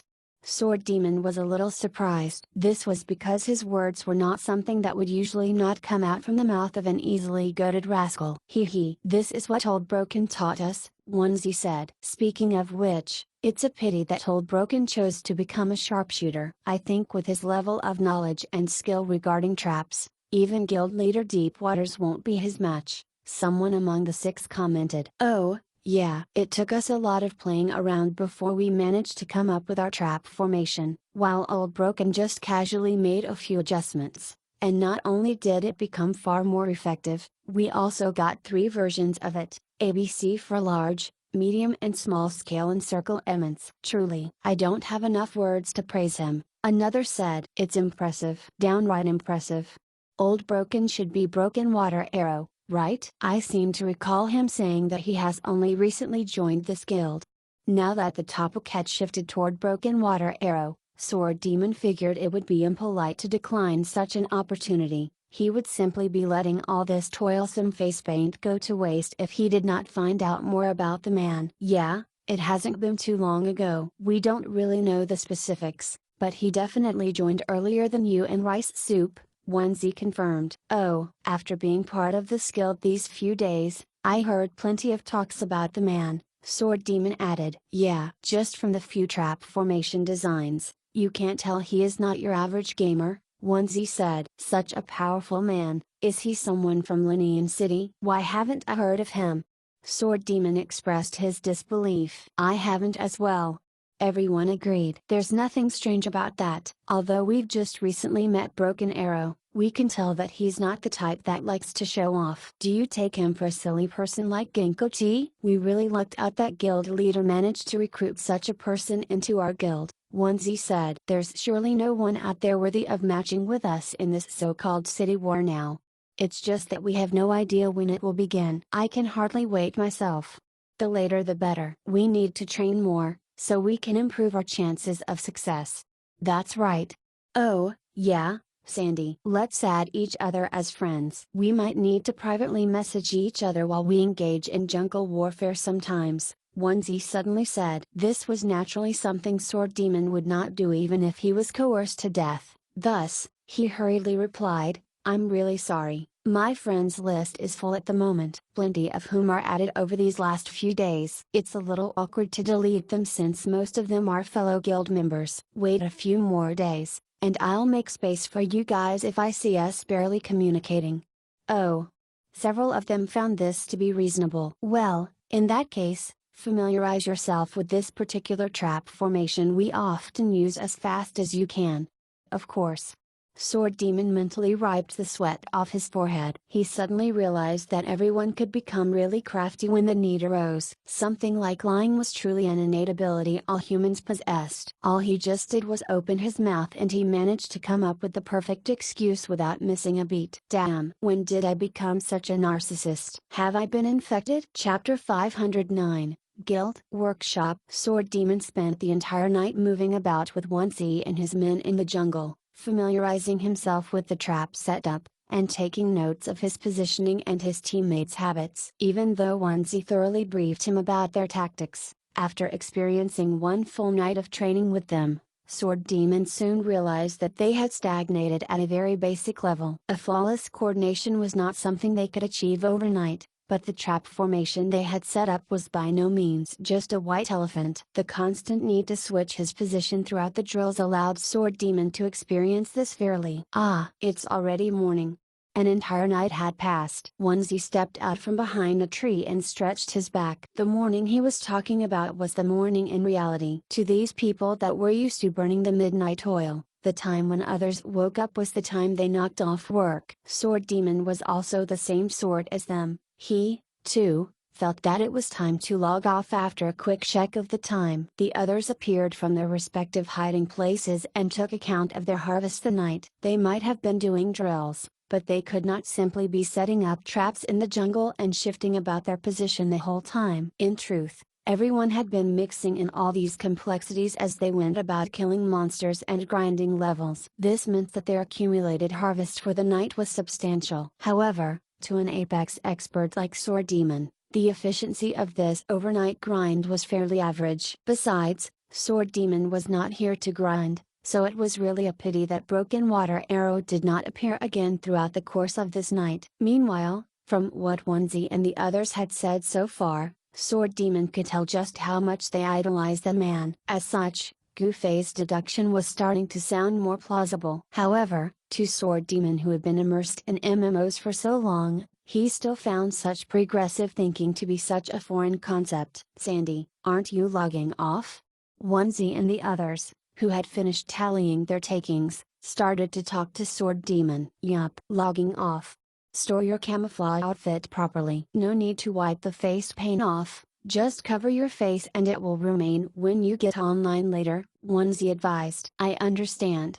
He nodded. There was no reason for him not to know such a rudimentary design of this game. The whole lot of them left the jungle together. Having spent over 10 hours beneath the gloomy canopy, Sword Demon found the sunlight to be glaring. He eyed Onesie and the rest and noticed that they were rather used to it. These men naturally lifted their hands to shield their eyes from the sun and continued to chat as though it was normal. Sword Demon followed suit and looked around him once more. The sight of the jungle seemed to have come alive with how everyone adopted the same posture of their hands placed upon their brows as they hurried back to the city as per normal. Players from Lunian City were no stranger to this sight, but a foreigner like Sword Demon found this entire thing rather comical. Sword Demon left with Onesie and the others. Making their way to the nearest spawn point, they arranged for a time to meet up later today and then logged out one after another.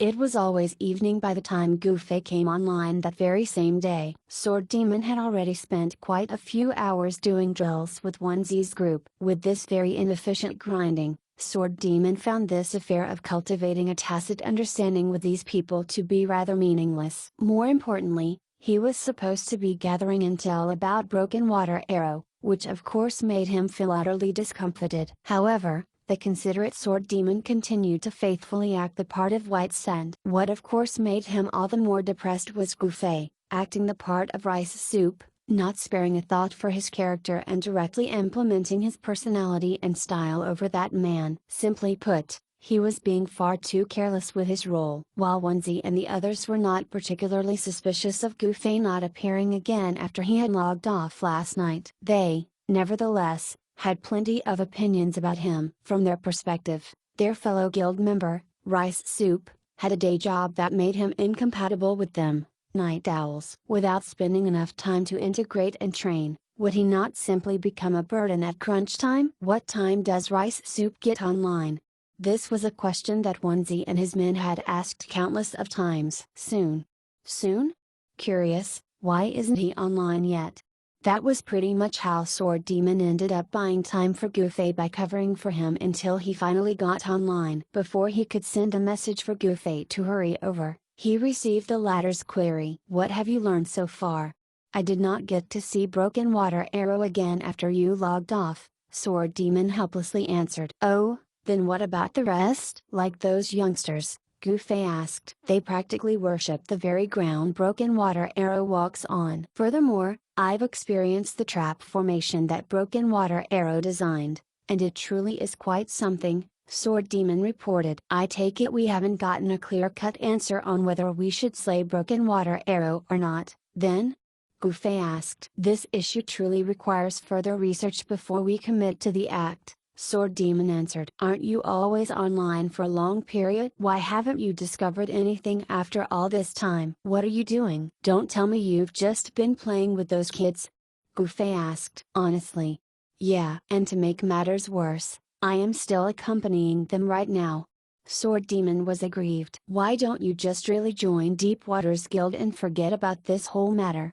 Goofy said. "Alright, enough with the jokes. Regarding Broken Water Arrow, I don't think we can learn anything useful from these people. If we want to understand the man better, we will have to get in close proximity to him ourselves," Sword Demon said. "Fine. We'll locate Broken Water Arrow, stalk him, and find out what he's really up to," Goofy said. "Stalk?" Sword Demon felt that was rather distasteful. "What else can we do? Otherwise, do you want us to confront him and ask, 'Hey, buddy, are you a good guy or a bad guy?'" Goofy asked. "It should be rather difficult to stalk such a person, right? Wouldn't he be like you, capable of sensing that killing intent thingy?" Sword Demon wondered. "It shouldn't be a problem if we keep our distance," Goofy said. "How far?" Sword Demon asked. "About 10 meters will do," Goofy stated. "Then, there's the other problem. How are we going to find Broken Water Arrow, right now?" Sword Demon asked. "We'll look for your old friend, of course. Get her to find out his location for us. All she gotta do is ask on their guild channel, and she'll get her answer on where that man is. Provided he is with the players from Deepwater's guild," Goofy said. Hence, Sword Demon quickly fired off a message to Coco, asking for her help to find out where Broken Water Arrow was located. "That's easy," was Coco's reply. "Speaking of which, you two have been busy for a whole day, yeah? What did you two find out?" Sword Demon found this "you two" to be very grating to the ears, for he had been the only one busy the whole day. All Goofy did was get assigned to the group, watched a 5-minute duel that nobody saw a thing, acted like a fool for a while, and then left to log out. He, meanwhile, was left alone with that group of youngsters. To make matters worse, upon answering Coco's question, Sword Demon realized that the time he had spent hanging out with these rascals barely produced any results. Thus, when he gave his report to Coco, it was actually just the deduction Goofy had relayed to him last night. "That man is rather bold in his thinking." Sword Demon was an honest man, so when he told Coco about that conjecture, he did not forget to tell her that it was Goofy's inference upon witnessing Broken Water Arrow's behavior last night. And then I spent the night interacting with those youngsters. I realized that they truly hold Broken Water Arrow in the greatest esteem." Sword Demon did not wish to admit that he had wasted last night discovering nothing more, so he decided to conclude his account with something that sounded somewhat meaningful. Alas, his night was meant to be a tragedy, as Coco's reply was, "That's all you found out after interacting with them for an entire night?" Sword Demon had no idea how to reply to that. "Honestly, I've already got a good feeling that you're not too suitable to do this kind of thing from the start." Coco sighed. Sword Demon sent out a series of ellipses. "But what that guy inferred makes sense," Coco added. "Oh? You're not in charge of a guild right now, so there are some things regarding guilds you can't possibly realize," Coco said. "Take that upcoming city war as an example. Just what sort of position will the guild that emerges victorious get from the city? Is there any tangible benefit to that? The officials haven't made any announcement about it, yet those workshops have already started making their move en masse. Surely, you have an understanding of the situation with workshops, right? Which one of those larger organizations doesn't have someone who has a pulse on the game company's inner workings? Back when we were playing that game, Eternal Legends, Weren't you the one who had discovered that Ascension Workshop was sweeping out Yulian's spring water in large quantities and later, suggested for us to collect as much as we could because the price for that water would skyrocket? Sure enough, when the game client got an update, it was discovered that equipment, as well as food and medicine, had Yulian spring water as a key component. This caused the price for that spring water to surge like crazy, allowing all of us to make a killing. The guilds are all the same now. Those guilds that were managed by workshops from behind the scenes in the past were treated like products that could be sold when the opportunity arose. Now, it seems as if they really have the intention of settling down guilds and earnestly developing them. The way I see it, they are most likely doing this with the thought of conquering the respective cities they are in for the upcoming city war. Even if the victor of this war does not gain immediate benefits, they'll still surely make a profit from it with continued development. You've learned a lot.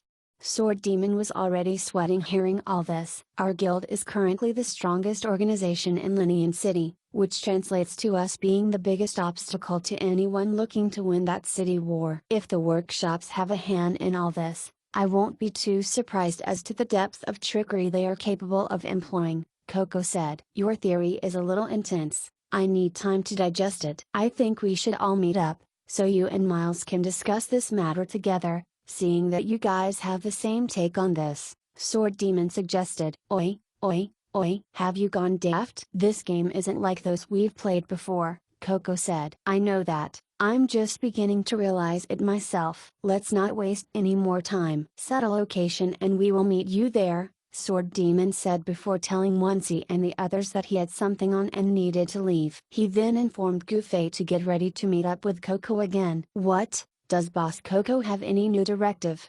Goofy laughed. They were originally here for Sword Demon's daily mission, yet they seem to have ended up helping out Coco excising a malignant tumor in her guild, instead. She agrees with your assessment of the situation, Sword Demon said. Is that so? What are her thoughts about it?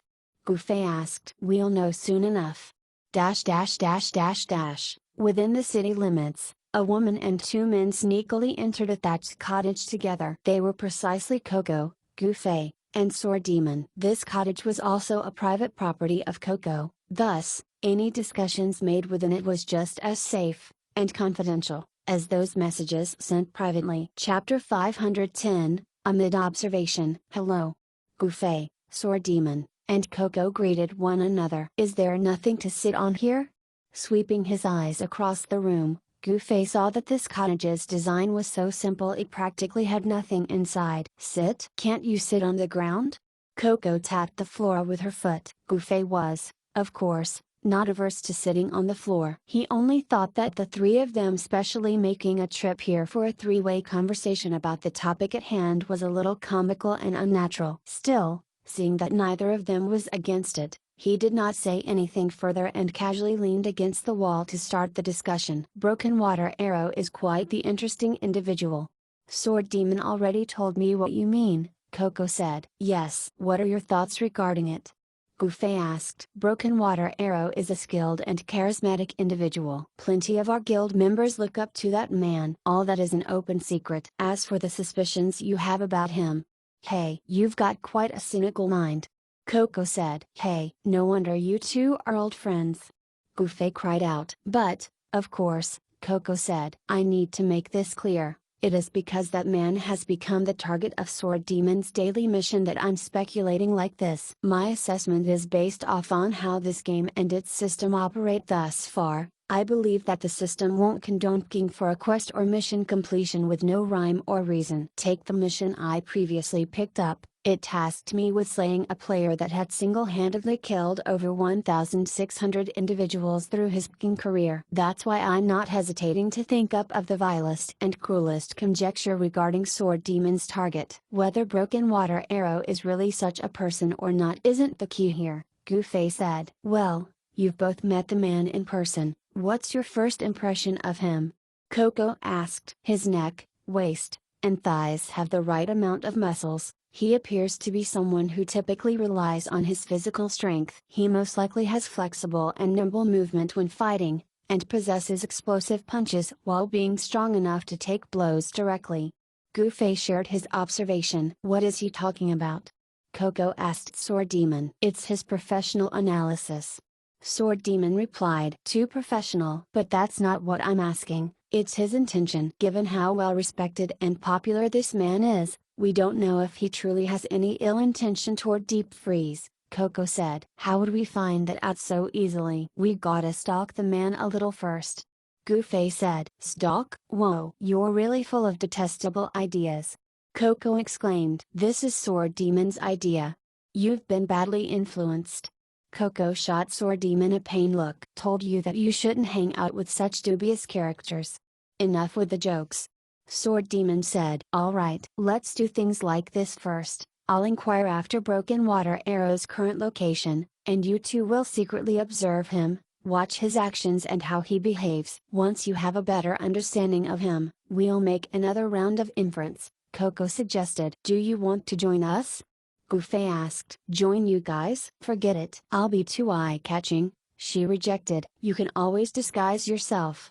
Haven't I told you before? I'd rather die than get my face all smeared up like that, Coco vehemently refused. Women, Goofy sighed inwardly. Obsessing over things that don't matter at such a crucial time. Then, let's hurry up. Find out where that man is right now, Sword Demon said. Wait for my message.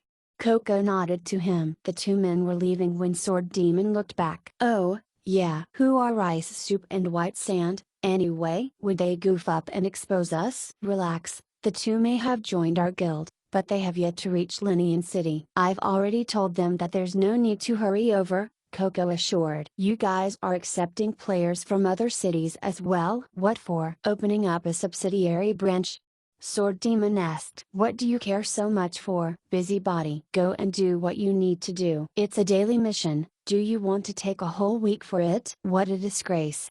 Coco urged. Oh, and before I forget, take these.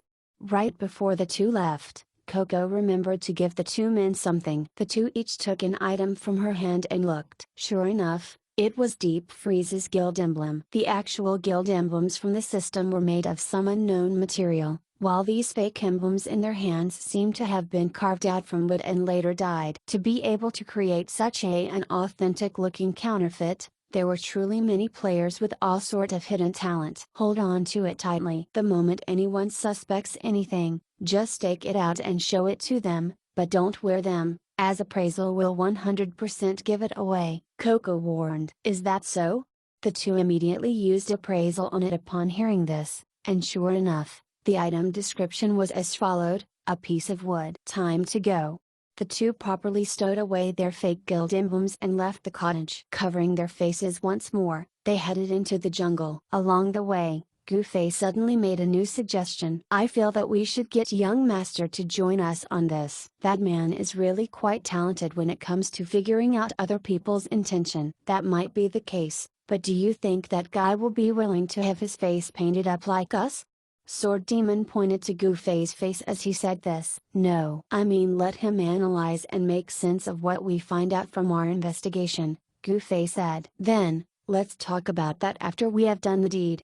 You're right. Let's go. The two entered the jungle and changed out to their camouflage outfits before heading into the area Deep Freeze was training. As they were about to reach the place, Goofy suddenly sensed the atmosphere around him changing, much like that time they had first come here, as the bows and arrows of several men poked out from the surrounding underbrush and foliage. All were aimed at them. Where with you guys? Goofy raised his hands and waved them about. How did this happen? Sword Demon sent a private message to Goofy. Right now, he was probably feeling so guilty even the lightest breeze caused him to think that he had gotten exposed. The man truly did not have it in him to be a bad person. Emblem. Show them our emblems quickly. Goofy was quick-witted enough to realize what was going on. Sending this message to Sword Demon, he dawned on the emblem. We're Rice Soup and White Sand, new members to the guild. Goofy introduced themselves to the crowd while flashing the guild emblem he had pinned on the chest part of his mage robe, which was underneath the camouflage windbreaker he was currently wearing. Sword Demon followed suit. They turned a full round as if they were male models flaunting their clothes on the runway. Neither of them had much confidence that these fake guild emblems would be of any use, but they figured that since Coco had wasted her time and effort getting these done, she probably had some idea of the guild's practice. Thus, They figured that she had no reason to do all this if the fake emblems were really useless. As Gufei was thinking about this, the crowd encircling them lowered their bows and returned to their hiding places upon confirming that the situation was a false alarm. A single man was left waving at the two men, indicating that all was fine. The two men breathed a sigh of relief, passed this perimeter, and stepped into the area proper. "That's quite the tight defense they have set up," Gufei commented. "Are they afraid of strangers sneaking their way in to steal military secrets from them? What secret do they have?" "They are probably just trying to prevent others from getting in their way as they do their drills and training." Sword Demon spent quite some time with Onesi and the lot, so he knew how troublesome things would get if some outsiders accidentally stumbled onto their trap formation while they were busy fighting the monsters. Having found out Broken Water Arrow's coordinates, Coco quickly sent the set to them. The two men immediately headed off in the stated direction. "If we need to keep a distance of 10 meters from the man, won't we be unable to eavesdrop on what he's saying?" Sword Demon remembered Gufei mentioning earlier about keeping their distance from Broken Water Arrow to prevent the man from realizing that he was being followed. "The man's pretty loud when he speaks. If the surrounding is quiet enough, we should have no problems hearing the man clearly even at a distance of 10 meters. Gufei said. As the two walked and talked, they occasionally saw the many members of Deep Freeze flitting about. However, since they were already in the inner regions, none bothered to take their bows and spring out against the two men. Even if they came face to face with the others, these players merely exchanged smiles with them without another word. "Look, over there." Sword Demon suddenly pointed. In an area just ahead, they saw about a dozen or so players crowding around Broken Water Arrow. The man was holding something in his hand as he gestured to the players around him. "Over here." The two circled around a bit and realized that it would be quite difficult to get within 10 meters of Broken Water Arrow. This was all because the man was never alone. He was always surrounded by a circle of players, whose eyes were looking in every direction. The two had only spent less than a day with this guild, so neither of them had the expertise to move silently amid the underbrush like how Onesi or Genko T. In the end, Sword Demon had no choice but to enter stealth, and Gufei used his blink to make their way to the tree behind Broken Water Arrow. "What is he holding in his hand?" Gufei asked Sword Demon. He was hiding behind a tree, while Sword Demon was still stealthed. The latter was able to stand out in the open and see what was in that direction. "A piece of paper," Sword Demon replied. At the same time, Broken Water Arrow's voice softly drifted into their ears. "Look here, you guys. This place here. When you, the thief, draw the enemies over, no matter which direction they come from, any of these 3 entry points will work for you. The way the 3 paths lead you in are all the same, so you don't have a lot to memorize. Your fellow teammates setting up the traps will have an easy time, too, but when the real battle commences, we need to deal with the enemies in accordance to the number you will be facing. If they are just in pairs, or small groups of 3, I don't think there's much I need to say. You've got 12 men, so there's really no need to lure them into traps. You can all directly surround and crush them with your numerical superiority. You'll need to utilize the trap formations when the numbers you are facing are equal to what you have, or even when they are holding the upper hand in terms of numbers. As long as you guys can lure them into the trap formation, it will no longer be just the team of 12 against them. Every trap that you've set in that area would become like a stationary comrade of yours. That is why Xioxing, your role is vital to this operation. You are the one guiding this entire battle. Every step you take dictates what your teammate must do, and the rest will all take their cue from what you are doing. You need to familiarize yourself with the position of every trap placed, as well as the position of each of your teammates. You must be aware of the impact to the battlefield you can create with every step you take. This is because the outcome of this entire fight rests solely on your shoulders. Wow, that guy sure can talk. Gufei sighed in awe. Yeah. Not only could Sword Demon hear him, he even clearly saw that this particular guide for the battle which Broken Water Arrow had heavily emphasized was a thief. Sword Demon could not make out the emotions this man was feeling due to the face paint he had on, but he could imagine the indescribable levels of pride this thief must be feeling right now.